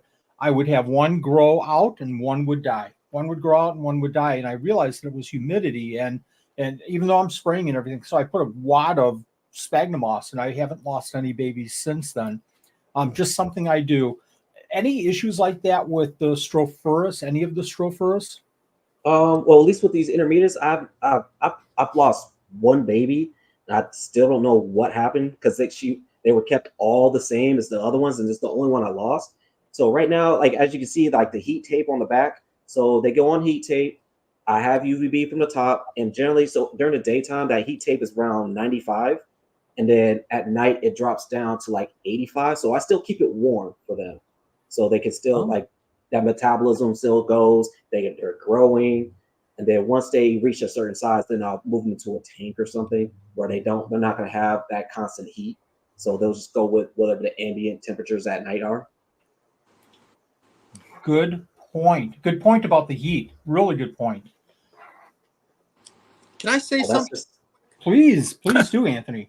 For everybody while Jason's talking, if everybody watching can listen, and you compare some of his husbandry methods to your popular gateway geckos, you'll see how much easier it is to keep some of these rare, more exotic geckos that you don't have to miss 100 times a day than it is to keep some of these super popular geckos. There's some really cool options out there that, again, are almost easier to keep than what everyone else is keeping. Yeah, it's just lack of information right now. That's all it is. No. What a this wonderful point. Yeah. So this is another female. This is a female Silurus that I'm growing out right now. I actually picked this one up from Kyle Q Geckos. And so I'm just waiting for her to kind of drop her first set of duds. And then if I don't sell the other male that I have, I'm gonna end up pairing them together and start producing a little bit more Silurus eggs, because I didn't produce a lot. So I'm still working that project, still trying to figure everything out with them. They've been a little difficult, but I honestly think it was just bad intel from the person I got it from my last pair of Strophurus. Just a great picture there with the headshot. Just amazing animal. Yeah, and she's really dark too, so that's why I'm hoping, because I have a male. I got a male from Joe Hup, and that thing is super solid dark, and it can, when it fires all the way down, it's like paper white. So I'm hoping when he gets older, I'll pair her to him, and really have some nice dark babies that can fire all the way down to pretty much white. What do you guys think of morphs or varieties within the rare geckos? I deal with, I've got to share just real quick. I have Pachydaculus Oreophilus, which when they're born, they're solid black in the middle and white on the tail and white in the upper body. Just a beautiful baby. And then they grow up and they're gray. Nondescript. But when they're babies, they're just super cool. I had one hatch out and it was white. I know it wasn't an albino, but it was very different. It's white, and I have it, and I'm breeding out. We'll see what happens with it. And I kind of go back and forth. Well, why in the world would I breed this? Because the beauty of this animal is that black, almost tuxedo look to it. And now I'm making a white one. What sense does that make? Well, maybe the white one will turn out black and white at the end when it grows up. Maybe I can switch the pattern. Yeah, maybe. Who or maybe I knows? could get a little design like a Chicago Bears emblem or something on it. I could paint them. Yeah, let's go with that. Hey. What do you guys think about these varieties? And especially, we're working with varieties in gargoyles. We're working with varieties in crescent. What do you think about varieties in some of these rarer animals? Is that appealing to you? Is it not appealing? Just kind of curious. It is appealing to me. I mean, because it's not a morph. So like, it's just they're line breeding to get that color saturation. So it's not theoretically a morph, right? So I mean, I'm all good with that one. I have no problems or quarrels with that. So I'm not a morph person. So like I said, anything I have, there's no such thing as a morph. It's wild types. If that's the color that happens to be, that's the color that they're going to be. Like I said, like even my Chihuahuas, like I have some that are like partial white collars or whatever, but they're just a white collar Chihuahua. It's not a morph of that. Not like it's like an xanthic crested gecko or albino leopard gecko or anything like that. Because I honestly, I don't pay attention. I didn't pay attention enough in science class for the Punnett square, so I didn't even bother with it. Love it. Now, Anthony, you've got those albino crested, so you're very familiar with all of this morph and traits and everything. How do you feel about rare geckos and working with the line bred kind of colors and the morphs? What's your thoughts? Well, I'm a very opinionated person, if you can't tell already. I genuinely believe that morphs and traits and discovered genetic mutations are very symbolic of the work that's been done with the animals. Now, some is by chance, things pop out, but a lot of other things like your crested geckos, your ball pythons, your bearded dragons, they took lots of work, lots of selective breeding, lots of observations, lots of genetic tracking, if you will. It took a lot of things to get there. So in my eyes, it's like a lot of people took a lot of time to do that. So I absolutely, respect it and appreciate it without a doubt. Now, I love certain animals. I love chihuahuas because of their natural cryptic pattern. I wouldn't want to morph. I love how everyone is different and they blend into a very unsymmetrical forest and very. I think that it can go either way. I think, in all honesty, that people should work with whatever makes their soul shine. If there's a species out there with 100 morphs and that's what makes you wake up in the morning and smile, God bless you. Have fun. Learn something, teach us something. For the one out there that's a purist that loves the natural look of things, you'd be hard pressed to find anyone who loves nature more than I do. I love it too. There's a lot to be said about animals that have evolved over hundreds of thousands of years to look the way they do. So it's one of those things, man. I appreciate the work that's been done, and I respect the work that hasn't, if that makes any sense. I think that it's best left up to the keeper's interpretation. You know, there's options out there, a lot of options to be had. Pick your poison, if you will. Your point about working so hard, it's a really, really good point. You need to do what you love. You need to wake up with the fire in your belly every single morning. Absolutely. You talk about the work, and I'm trying to do some things with Peridor Picta. It's unfair, though, when you have somebody like Bobby, though, working with gargoyles and pumping out these fire engine red gargoyles like his first year. I just think that in the hobby, that's just totally unfair. And I don't appreciate it whatsoever. Oh, that's just one of my Chihuahua hatchlings right there. Yeah, that came from that's from Melina and Ermac. So I got they're a high pink red, and the male is like a green and pink. So hoping for, so they go through, so with Chihuahuas, they go through all these different color changes as they grow. I think they go through like 3 color changes or something. So when people first see them, they're like, really, that came from them? I'm like, yeah, just you got to give it time, and then you'll see those changes come through. They, like I said, when that one gets older, it's going to be a totally different looking gecko. And some people might kick themselves in the butt when I'm letting it go for cheap, and they're like, dang, I should have got that then. But no, like I said, with these, I like the color changes from them. Like when they're, because it's old, like, you know, from a year from now, you're looking like, hold on, is that the same gecko? And then, you know, you just get surprised again, like a year later, like, hold on, you were just this other color, now you're this one. So I said, I only have like 2 pairs of breeding Chihuahuas.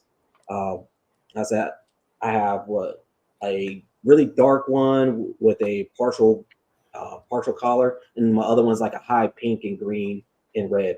So those are the 2 I'm working with, just with Chihuahuas.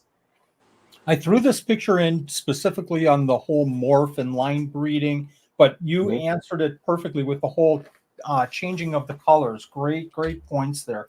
Let me see if I can get out of there. Go over here. So rare geckos. Talk a little bit about, and this is for both of you. I think this is Anthony's picture, but talk about rare geckos care as far as here's some things that you have to do to set up enclosures a little bit differently for this gecko or that gecko. Anything specific, like, oh, don't forget if you're doing, I'm going to throw one out. I'll throw one out and you guys can think about another gecko. So it's my show, so I get to choose first, and I get to steal your idea. It's my toy. I get it first. Cave geckos. You have to have I'm going to use one of the 5 words. You have to have a moist area. You have to have an area that's a little damper than the rest of the enclosures, just in case you forget to mist or whatever. You have to have an area where they can go to and hydrate. You have to have a hydration station. Thank you, Russ Wilson from Aquarium Pets. You have to have a place. So what I do is I'll have a hide, some kind of a hide, and I'll put sphagnum moss under that hide, and I'll keep that. One thing I do downstairs religiously is I'll keep the cave geckos hide damper than the rest of their enclosure. So when we talk about rare, and I don't know if cave geckos are that rare, but that's one thing that I really do differently for their care and for their benefit in an enclosure. Do you guys think of something a little bit different with other rare geckos that you're doing in enclosure wise with them? Anthony, do you want to start this one? Well, yeah, I'll bless you guys with my opinion again. I know, right? I'm gonna get Bobby mad, but I am not under the I don't want to say I disagree, because I'm totally all for people doing whatever works. Yeah. But I am, how do I say this? I use nature as my proxy for everything, right? Now, a lot of people are under the idea that they are not in nature. They're not in nature anymore. They don't need this. They don't need that. Well, my theory is that every animal, every reptile we keep is what it is because of the environment that it evolved in. You can't just erase that. So just because an animal is in captivity, it does not erase the 400 years it took to evolve to the habitat that it's used to, right? So Right. I use and you can always substitute, sure, you can, but there's certain factors that are detrimental to something's survival, right? Like, or you can't take a jungle species and stick it in a dry desert enclosure and think it's going to live. So you have to be aware of what an animal's natural range and natural environment is. Now, once you can familiarize yourself with an animal's natural range, hey, let your mind free, do whatever you want, be creative, whatever. But there's certain things which we all typically do follow: your temperature parameters, your humidity, your temperature, your UV index, your heat and basking areas. I mean, those things, in my opinion, shouldn't be compromised, right? Because again, this animal that we're keeping in captivity now for a couple years has evolved to be what it is to that very specific range for X amount of time. So you'd be foolish to think that you can just change all that and an animal's going to live. So you have to again, not do exactly what nature does. I mean, I may try to, but I'm not saying everybody has to be successful. But you should always familiarize yourself with the environment, the range, wherever that animal comes from. Take very specific note of certain environmental factors, like the cave geckos. And, if you look at where they live, next to running water on stones and blah, blah, blah, blah, blah, there's a few elements there in that little piece that you should incorporate into your animal's enclosure if you're looking to be successful. Right now, crested geckos, these geckos, Strophurus, they come from a desert in the outback of Australia. They go through crazy temperature swings, right? 100 plus, 110 plus in the day. What, Jay? 60 something at nighttime, right? They need sand to thermoregulate. They'll dig down in the sand. They'll get cooler. If you pay attention to those little things and you give these animals the opportunity to do what they would do in nature, I think you're onto something. And I don't think that those things could really be compromised with any type of success, if any of what I said makes any sense to anyone. I know I'm rambling, but no, you're not at all. And I'm going to quote one of my favorite knowledgeable people in the hobby that I go to time and time again, and that's Andrew Gilpin, who says it best by, you can do a lot of things to help these animals survive. It takes somebody special to make them thrive in our care. So, I that saying rings almost daily in my head. One of the things. What's that? Just one among other things ringing in my head. Because there's so much room. Jason, what do you think? Give me a species. Give me a specific species that you're doing something very special for, very different. And I'm going to throw this at you. You can't use Strophurus. Okay, that's fine. Yeah. Well, you are just being a big beanie here. All right. So this right here, right? No. My weather app. I use my weather app for a lot of stuff. So I have Cerdodactylus nebulosus, right? The clouded Indian gecko. So what I do, I ended up going on to there. They're from India. So I started finding places in India where their ranges, looked it up, put it on to my app. So now I have at least an idea of what their temperatures are, their nights, their daytimes, what the humidity is like over there. And then also, I'm on iNet. I'm looking at iNet all the time. They always have pictures on there. They have where they come from. I use YouTube as well as a resource. When I was researching for Cerdodactylus, there was this photographer that was on YouTube, and he went over he was in the forest and he found some Cerdodactylus. So now he's getting pictures. He's getting pictures pretty much for me. I don't care what anybody says. They're for me. So he was showing all the stuff off, and so now I can get an idea of what my layout should look like when I build an enclosure for it. And then also, I mean, you use your other resources. Like I've talked to Jim McDermott about Pseudodactylus. No, that guy's a genius with them. I got him from Richie, so I was talking to Richie.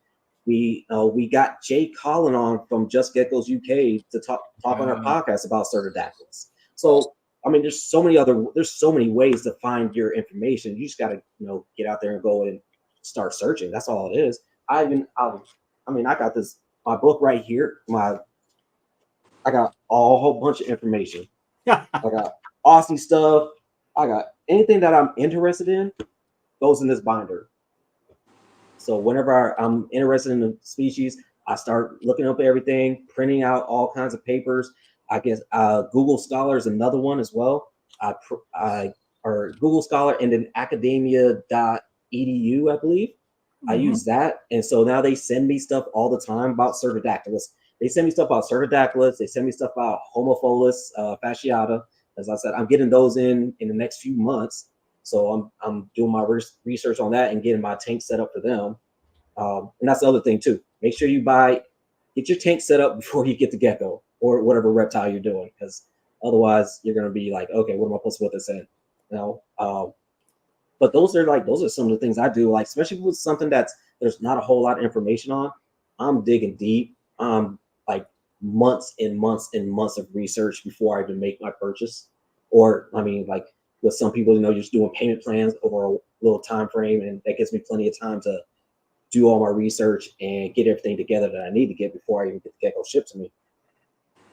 You and I are so different. I do months and months of research, like a month after I get a gecko. So a little different there. So I'm gonna call you out and ask you to repeat yourself. You had a lot of different sources there. You said INAT because you're so familiar with it. What's the long term for everybody listening? iNaturalist. Yes. What a great right. And you said INAT, and I'm kind of listening at INAT, and I'm in my mind I'm typing in the URL. I don't got it. iNaturalist. So guys, Google Scholar, iNaturalist. Here's one, and we've talked about this so many times on this channel, but find three experts and talk the same conversation with three people. Compare notes, and remember, everybody does it different. And then go back to these. Jason had some great sources here. You better be writing them down or clicking on some URLs here tonight, and going to there and bookmarking them, because you should talk to people. And there you go. Frank is on it. Frank is so good.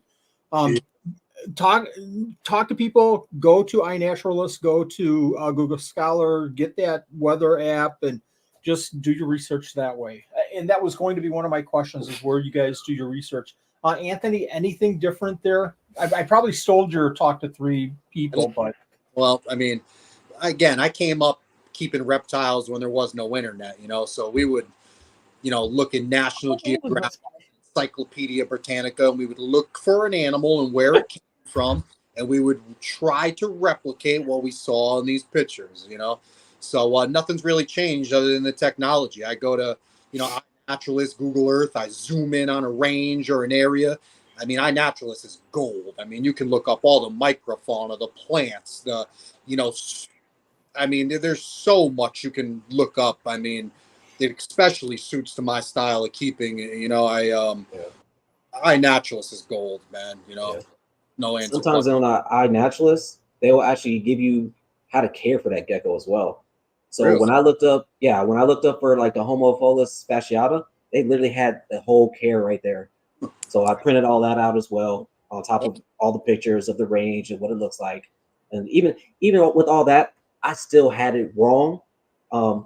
Like my thinking of how to take care of them, I still had it wrong.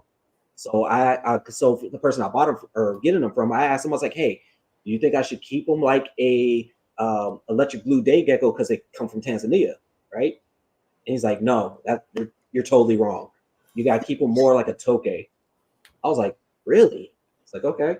So now I have another idea of how am I going to do it, because I've kept tokens in the past successfully and they were perfect. So I do have ideas now where what I can do with it.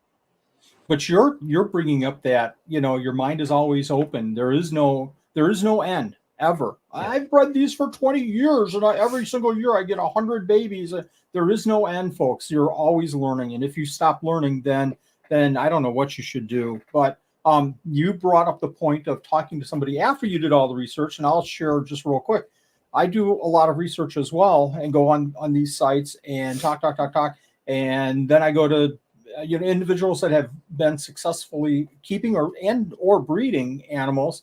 Ryan McVeigh, one of my go-to people from an intellectual standpoint, a knowledge standpoint on animals, reptiles in general. And we talked about a specific animal, and he said, you can go to Google Scholar and everything, but look at wind as well. Look at wind, especially your coastal geckos, because sometimes the wind will react to their environment, and the geckos will react to very windy, and maybe they need that constant airflow. So, research, learn, hold that information, but keep your mind open and keep talking to other people and trying to learn as much as you possibly can. And I know you guys are all over that.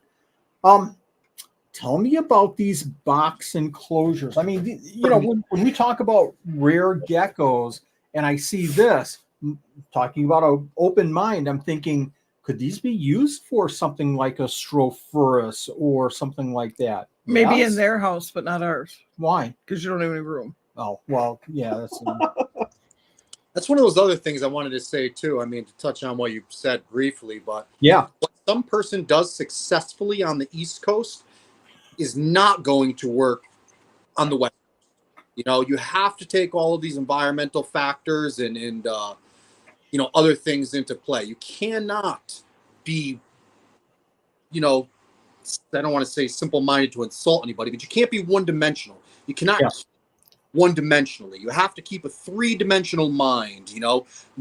Again, why I always use nature is the proxy, but whatever it takes to get to that proxy may require different things depending on your location. So these are my enclosures. I got this idea from you. You had some shoe boxes. I don't know. I think you did a video or review on them. And then I went online and I found those things. And I was like, let me try them. how are they working out? I keep my sub-adult males in them, and for crested geckos, but for what I keep them for, they're phenomenal. They work great, cheap, easy, super light, easy to clean. I'm a weirdo with cleaning. That's some fake turf that I have in there. I'm a carpenter by trade, so I'm always building stuff, and I'm always finding materials and doing stuff. And I built a gym over here in the town I live in, and that was some extra turf that was left over from the indoor football field they had in the gym.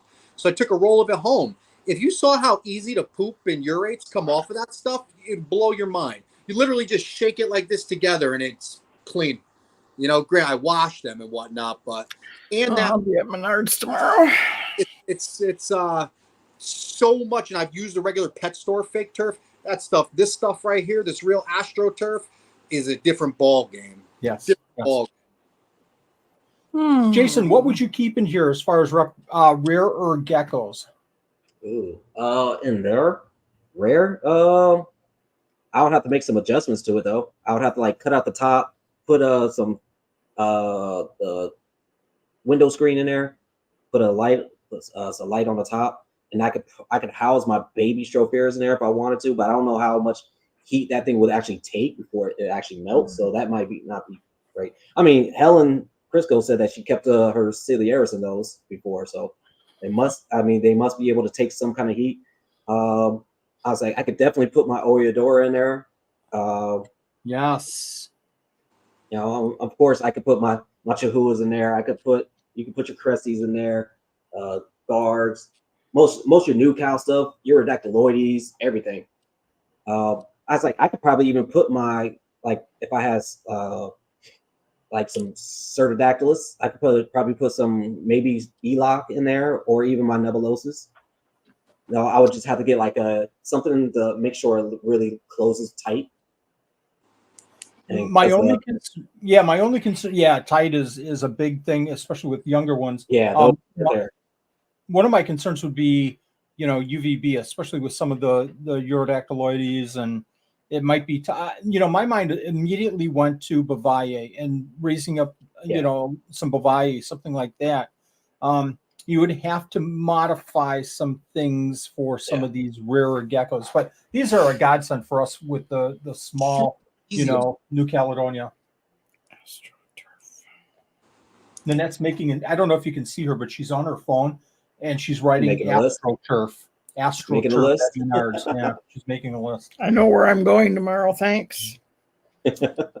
How about tubs for some of the rarer geckos? Anybody keeping rare geckos in tubs? Yeah, I got my Cerdodactylus in tubs right now. But so here, I'll bring it out. Hold on, I'll be right back. Sure, I do too. I keep my I keep some elox. I have two different groups of elox, Cerdodactylus elox with the swirly tails, really cool gecko. But I keep one in an Exoterra, a group in an Exoterras, and I keep one in a plastic enclosure. I don't see any differences really. He's going to pull out a Cerdodactylus, folks. It's gone. It's gone. It's running on him. Not Supreme Gecko will not take any responsibilities in even though it's your losing show. their geckos. Sure. Now it's not yours. What on What earth? Can you zoom into him? No, I can't zoom in on him. Why not? Hold on. Yeah, Maybe you can. Okay, let's Come see. on. If I can zoom I in a don't little produce this show. You do. bit. I would have to remove Anthony. I'm not Oh, gonna do that. I see what you're so doing. This is a Cerdodactylus. I don't something. Nebulosus. What is it? I'm sorry. Nebulosus. Oh my gosh, very cool. And that's pretty much adult size right there. So she goes in this right here. So she's not paired yet. She'll be ready to go beginning of January. She's already laid a dud for me already. But essentially what I got here, I got some Reptisoil, spag, I got sticks, I got leaves because I put isopods in this one because I want them to forage. So when I don't feed them, they can still dig around and eat some isopods because they're just that small. And then I got a cool side and a hot side, and the hot side's not even hot.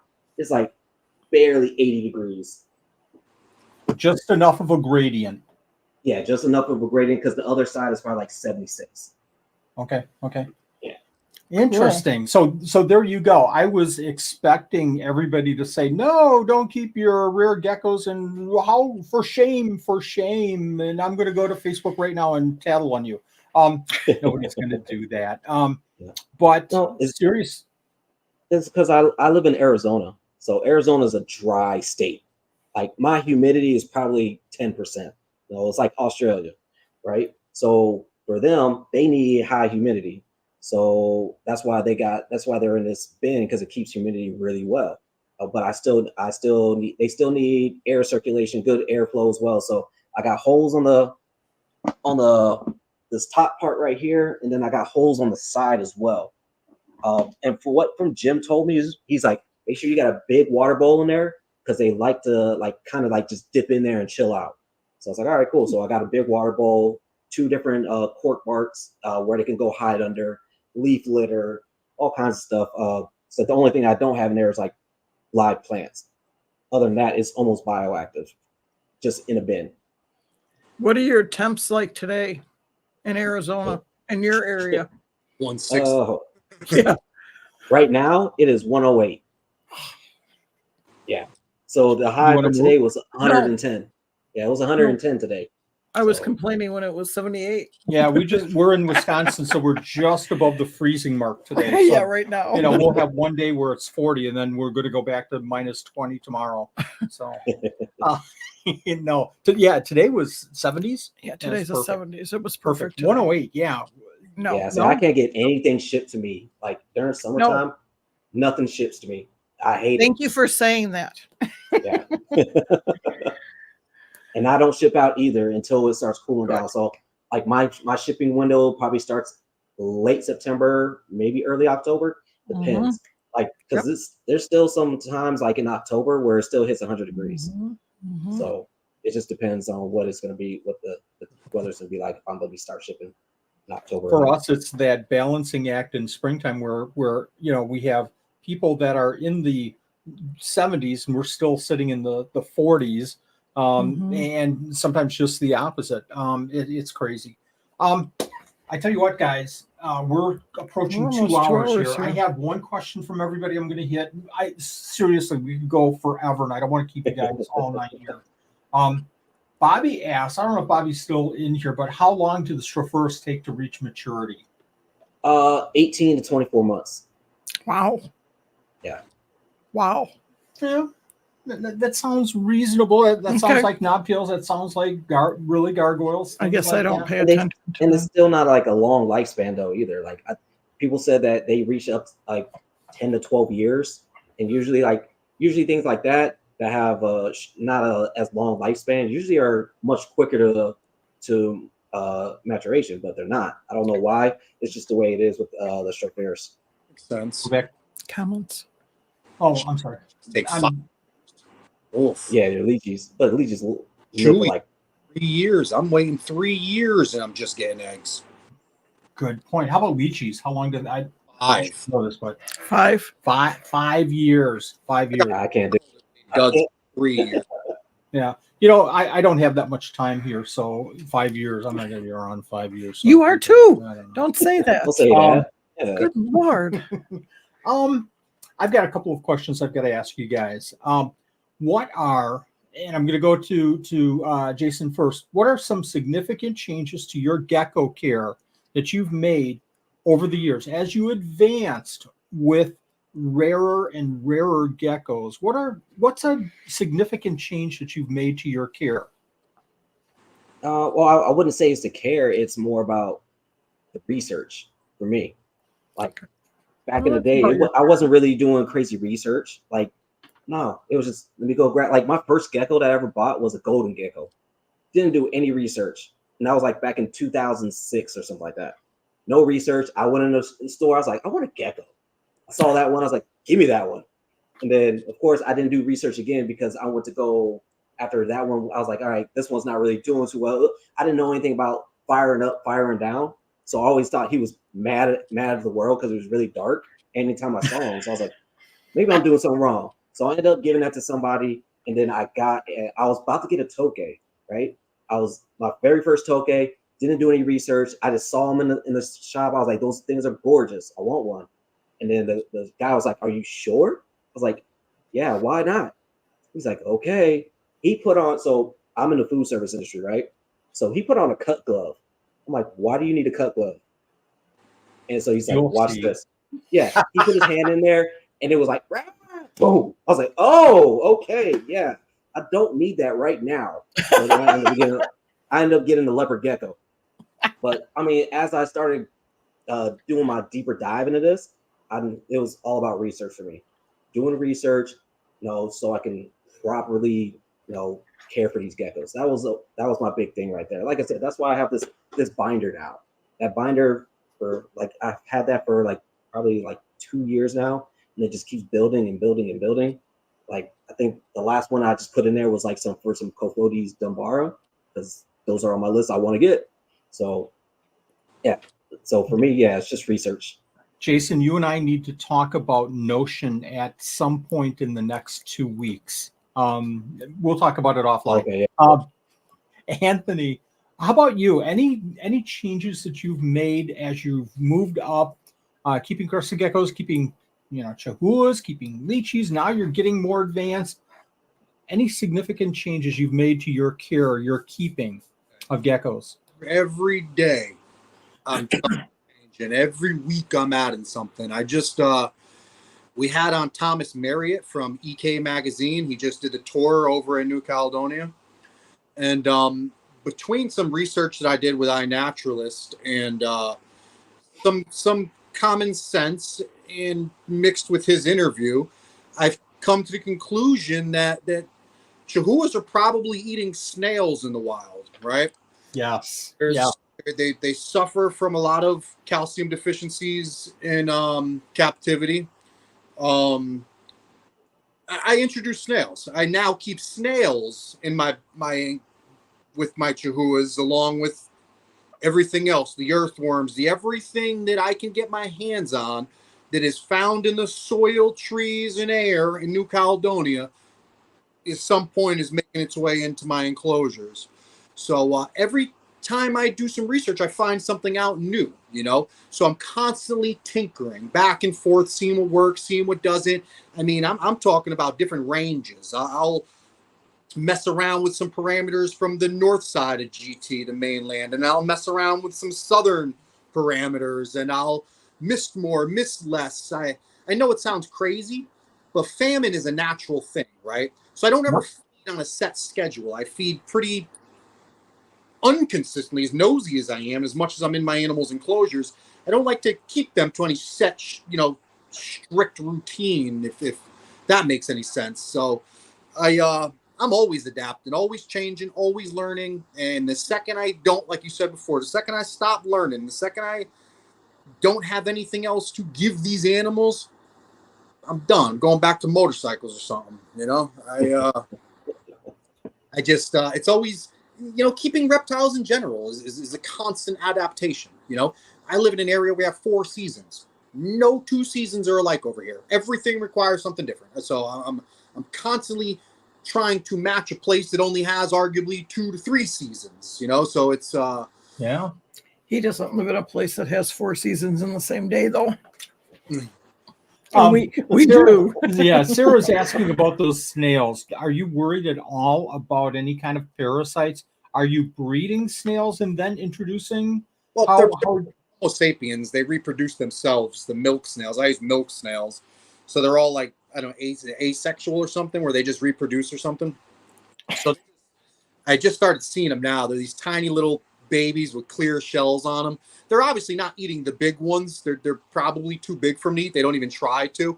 But my intentions are, again, to start to replicate what's happening in the wild. Even from our interview with Thomas, he said there's snails everywhere. Snails up the trees to all levels. And I mean, it makes sense. The more something's predated on, the more likely it is to try to get away, right? So the bigger they are, the bolder they are. They're down there on the ground. It's just a lot of just opinions. I mean, I have no scientific research to back up anything I do.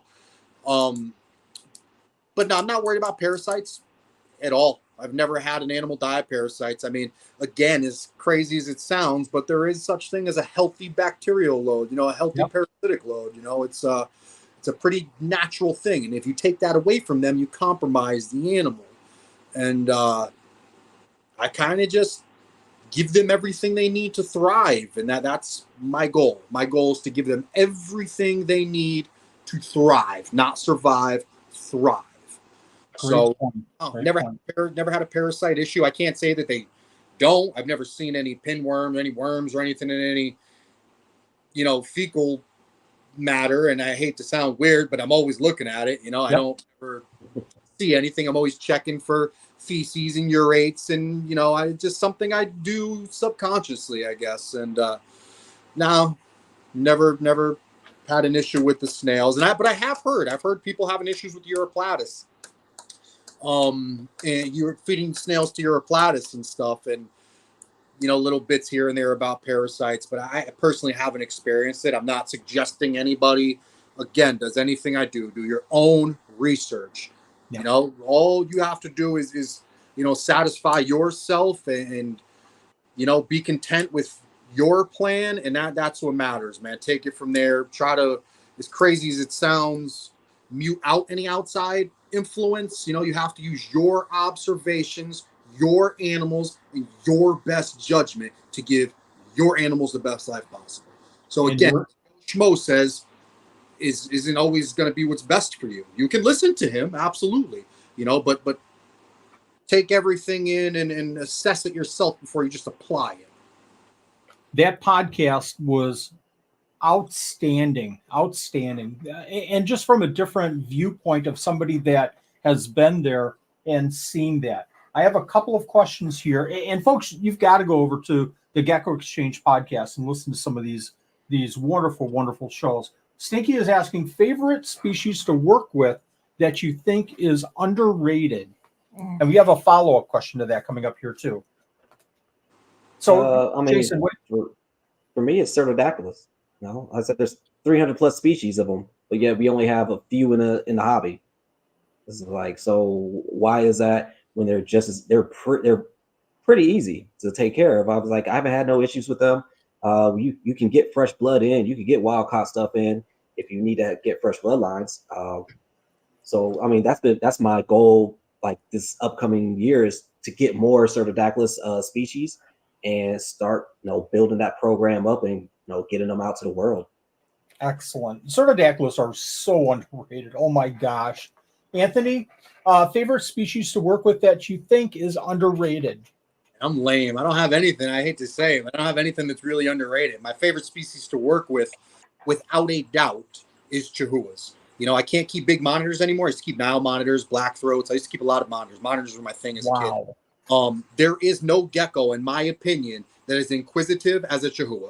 Chihuahuas are, and I have leechies. I've had plenty of geckos over the years. Chihuahuas are on a different level. The way they problem solve, the way they can, they're just intelligent. They're almost like a dog. They'll walk up to something, smell it, lick it, look at it from 5 angles, and then make a decision on what they're going to do. In my head, now that I'm married and can't have those other things, Chihuahuas are the creme de la creme, man. They're and I still think that there's a lot to be explored with them. I'm not knocking anybody in the hobby, but everybody kind of got hyper focused on white collars and kind of forgot about everything, like Ryan's melanistic program. He's the only person I know of, maybe Jay, but there's only person I know that's went this other way. Everyone else went white collars, right? Like there's a lot of other things that aren't known and explored. And to me, it's super interesting. And for that reason, I would say they're maybe underrated, but they're absolutely, again, my favorite species to work with, without a doubt. I'm still waiting for that. I'm still waiting for Bobby to do Chihuahuas and get a bright fire engine red with one of his Chihuahuas. Why do you pick on this poor I don't guy know. so much? It's so easy. What's the one rare dream species? And especially Anthony, this is a great question for you.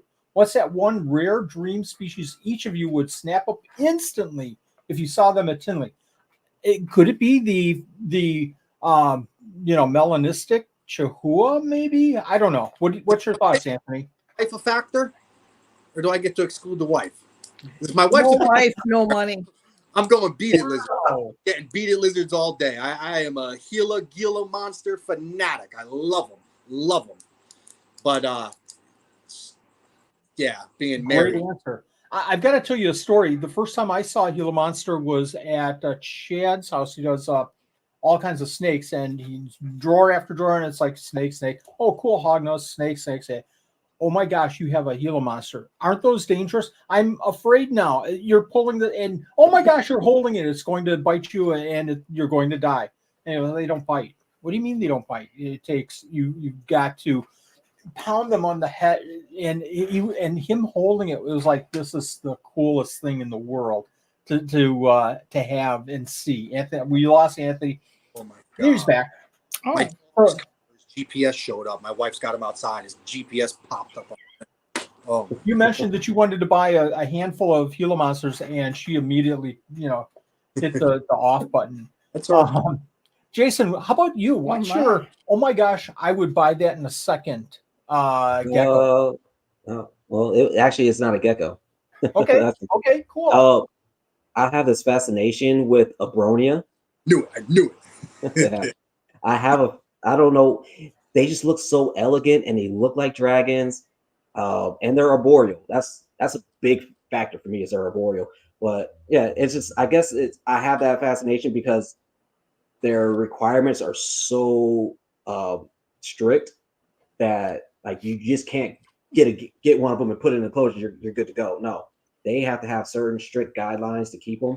So that's what intrigues me about them. Those, and then I like the Madeira Alligaria, the Madrean alligator lizards. So it's a local alligator lizard for Arizona. Okay. So those are the two I will and I mean they're almost the same. They're just not in the same family, but they look the same. It's just that Abronia have like a wide variety of colors, and that's why I would go with them more than I would with the local one. Beautiful animals. Gecko gave you some info. Bobby's chiming in with the Gila monster there. And while you take a look at that, where do you guys, and you don't need to name names specifically, but where do you guys find your rare geckos? I mean, here's an example, Morph Market. Where do you guys find your animals mostly from? Go ahead. I buy my animals from one person. I mean, I have a few from other people. I have a pretty cool, super colorful Chihuahua from Kyle at Gecko days that I got up at Florifauna. But 90% of my animals are from Boris from BB's Crested Geckos. I mean, when you find something good, you stick with it. He's I know how sanitary he is. I know how strict he is with everything he does. I mean, he's a fanatic. I mean, this dude is a encyclopedia. He's like yourself, Wally. I mean, this dude's passion is just super honorable, man, and he was one of the first people I bought Chihuahua, probably the first person I bought a Chihuahua from, and just did good business, and I gave him my word that I would, as long as you have what I'm looking for, I'll never go anywhere else. I got it. That was 3-4 years ago. I got a box from him today. Went and picked up at FedEx, the Saracenorums, and I got a Frappuccino Crested Gecko. I went and got a Cappuccino. I did all types of stuff I said I wasn't going to do. But yeah. I completely agree. Once you find a source and you can depend on them, it feels comfortable to work with that one source. Jason, how about you? Where do you find your rare geckos? Man. I know, a few different places, right? Of course, I mean, there is Morph Market. I use Morph Market. But then also it's just making those connections with other people. Like I said, I'm getting probably in September, October, I'm getting import from UK from Jake. So I'm getting those Cerdodactylus triatus, the white spotted ground gecko. Wow. I think that's nice. I can't remember that common name, but yeah, I'm getting a 1.1 from him. Wow. And then I'm getting a 1.3 from Richie, the Gecko King. I said a lot of my stuff has come from Richie. Like, he is my gecko plug. Like, for anything that's crazy, like people don't know about, Richie will have it, and he's like, "Hey, this is what I got here." I was like, "All right, cool, no problem." Where else have I gotten? Like Gecko Geckos. I've gotten geckos from him. Yeah. And then those like probably my main suppliers right there. Because like I said, like a lot of people, like when you look on, like whenever I go to Morph Market, the first page I go to is other geckos. Other geckos. Other geckos. There's like everything else. Like I'll go other geckos, other lizards, and then I'll start looking at the Chihuahuas and then the leaf tails and so on and so forth. Same way. And Richie actually told me that he knows your paycheck timing, and he does. The day after you get paid every time. So I said, Yep. Richie, that's why you're the Gecko King. Right. I've got a couple of questions here real quick, I think. Where do you guys see the hobby in 5 years? And it can be about rare geckos. It can be about any topic you want to talk about. I know this is a long show, but I greatly appreciate it. Where do you see the hobby in 5 years? Anthony, you want to go first? Yeah, go ahead. I need your question. Hobby for myself or for like the whole hobby in general? How about both? How about you give us a quickie hobby, and how about yourself? I would like to see, I only getting better, obviously. I only see, technology increasing and, our access to information growing. I would like to see a lot more work. Me and you, I think, have talked about this before, but lighting. Nature does not light up the way an enclosure does, right? Like, you don't walk by and boom, UVB 8 o'clock in the morning. There's a time in which it takes for the sun to get up in the middle of the sky and go back down. And I genuinely believe things like that, like the fish world, maybe more naturalistic lighting and, again, more research and exploration that helps with research and better research and development with companies. A lot of these companies are out here now, and not that they haven't before, but are doing phenomenal things with their research and applying what they find to their products. And I think it's only going to get better. They'd be wise to. you know, or I'm going to find someone else that will. Some young kid with a tech degree coming out of school is going to smoke their boots, man. So you better, you know, stay on your toes and keep improving. You know, I think not that it hasn't, but I would like to see more naturalistic stuff. I would like to see, and I know again Bobby's going to get mad, but I would like to see people start appreciating an animal's natural environment, you know, and appreciating that an animal is what it is because of its natural environment, and trying to fuse the two.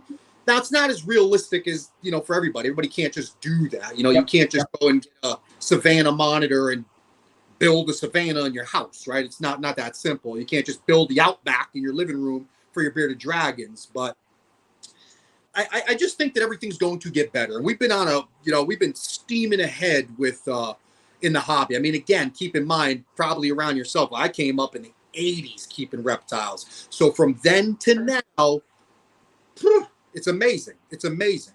So I think that the momentum, and I hope the momentum keeps on rolling forward.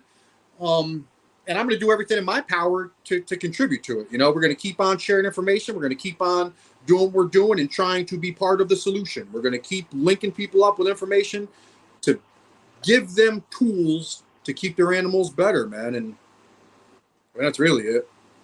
Back in the 80s, so you've moved away now, finally, from heat rocks, I hope? Jason, sorry, bad joke. Jason, where do you see the hobby? Where do you see your hobby being in 5 years? I mean, hopefully it's where there's more information available, right? That's where I want to see. I want to see information available to all these different geckos, so people can make a more educated decision instead of because I mean, for the past, we'll say the past 5 years, right? Jam down our throat with New Caledonia. It's like the only thing. It's like, no, there's more stuff out here. Yes, grab yourself crescent gecko. Let that be that gateway gecko, like Ant said. Be that gateway gecko, but also don't stop right there. There's so many other great geckos out there. No, you go to crescent gecko. What's next? Maybe a Europlatus. Or you go to Aussie route with the Aussie leaf tails. And it's just always evolve your keeping, always evolve your knowledge of just geckos in general. Like for me, I listen to all kinds of different podcasts, so I feel like I'm like a jack of all trades, master of none. That's how I feel, because I listen to NPR a lot. I listen to Venom Exchange Radio, Snake and Stogies. I listen to Snake podcast. I listen to Gecko podcast. I listen to a Monitor podcast. I listen to a Chameleon podcast. I listen to everything. So don't be so closed-minded. That's my thing. Be open with everything, because you never know. You might be, like you said, you might be into a leopard gecko, but you discover something else. Now you're just totally fascinated with that other reptile, but you never knew about it because you were so closed off. And just research, do education, and I mean that's what the podcast is for too. It's to help people, like I said, make those educated decisions on all these different geckos. Like I said, I'm getting that Homophilus fasciata. So you know what I did? I found David Kelly, and I got him on to do an interview about them, because he still breeds them. So he's gonna come on and do that. So it's just little things like that to help move the hobby forward and not just stay in one spot. My problem with podcasts, especially your podcast, is that Cerdodactylus, I have started 5 or 6 times at least, and I'm halfway done with it, because listening, working. Oh, yeah, he said something. Run over to the phone, stop it, rewind, and now an hour, and I've listened to 10 minutes because I'm taking notes and thinking through. And oh man, my mind's over here thinking about what he said 10 minutes ago. Now I've got to go back and listen to those 10 minutes. You guys are asking the right questions on these podcasts. And this is a suggestion to everybody. Listen to these podcasts if you're getting, just like Jason said just now, if you're getting into a new animal, start listening to these podcasts and start looking at some of the sites that we just talked about here.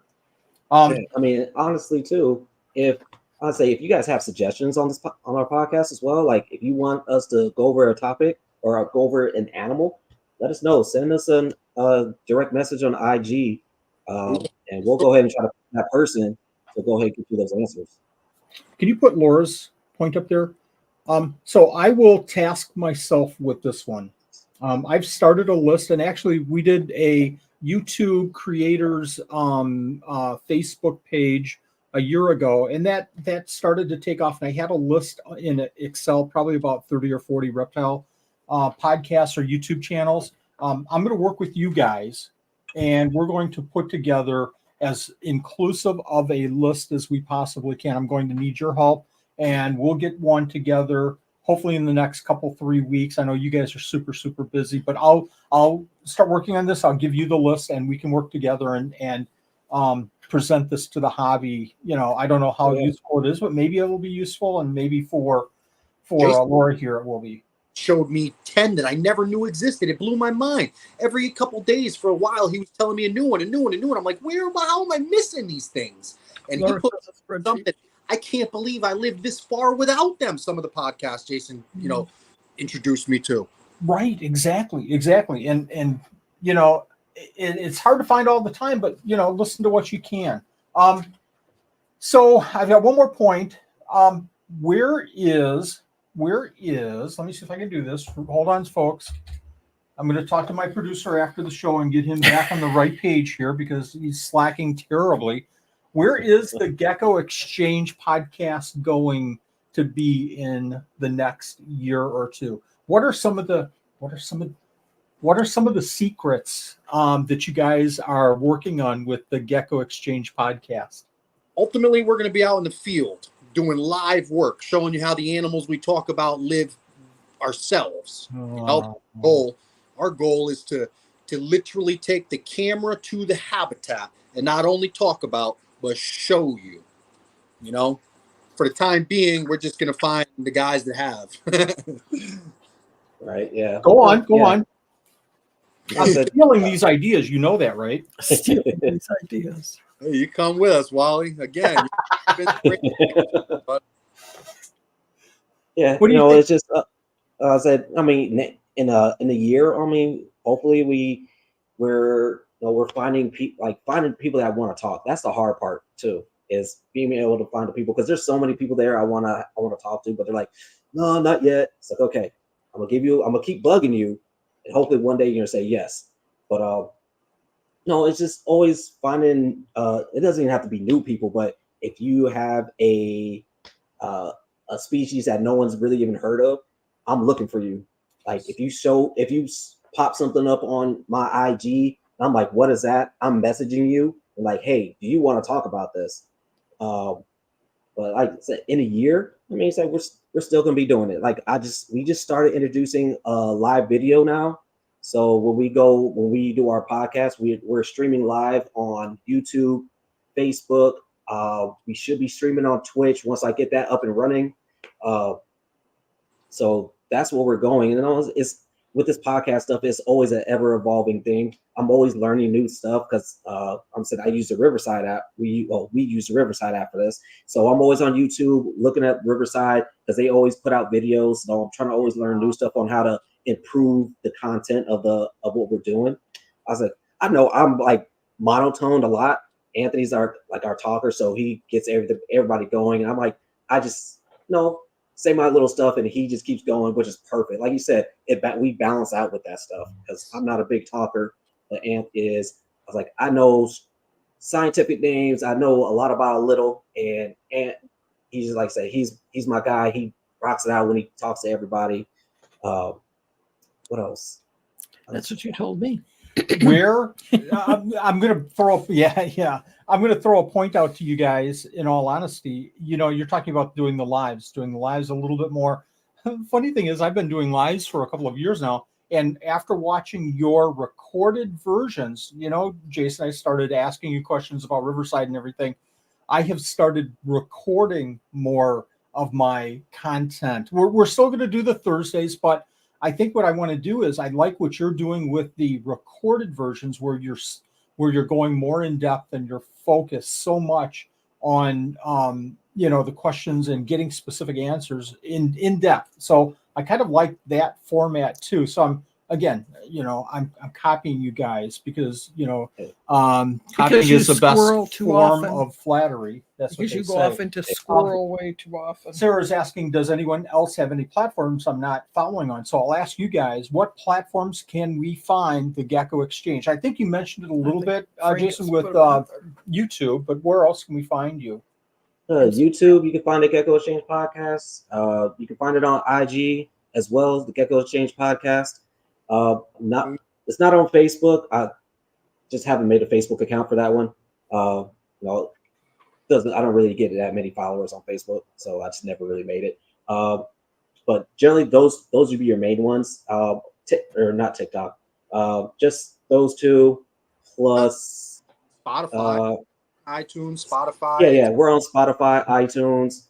Like I said, we'll be on Twitch soon. Once I get that up and running, I just got to create the account and get that going. So we'll be all those platforms. You can't tell Jason's the tech genius. I can hardly turn my phone on. I'm too nervous for changes, as you know, before the show to do anything. Don't touch that. You're going to mess everything up. So you guys have been outstanding guests. I so much appreciate this. Frank's saying 24 hours. Haven't we gone for 24 hours? No, it seems like 5 minutes. This has been a blast. We didn't even dig into some of this stuff. I have a sheet and we covered like 10% of all the stuff I wanted to cover because you guys are so knowledgeable and great guests. I really appreciate it. Thank you very much. And everybody, the Gecko Exchange. I think I have one more slide here. There's a YouTube there. Just kind of chill out, folks. Like Anthony mentioned way earlier in this live stream, we're all out for the same thing, and that's the cure of our animals and doing the best we can, survive, but we want them to thrive. So you guys are setting the bar high, man. So thank you very much for doing that, and thank you for being on our show. Thank you, guys. Appreciate it. Thank you for having us on. Thank you for the years you've been doing, Wally. Thank you much. Thank you, everyone, for watching. We'll see you next Thursday. Bye-bye, all.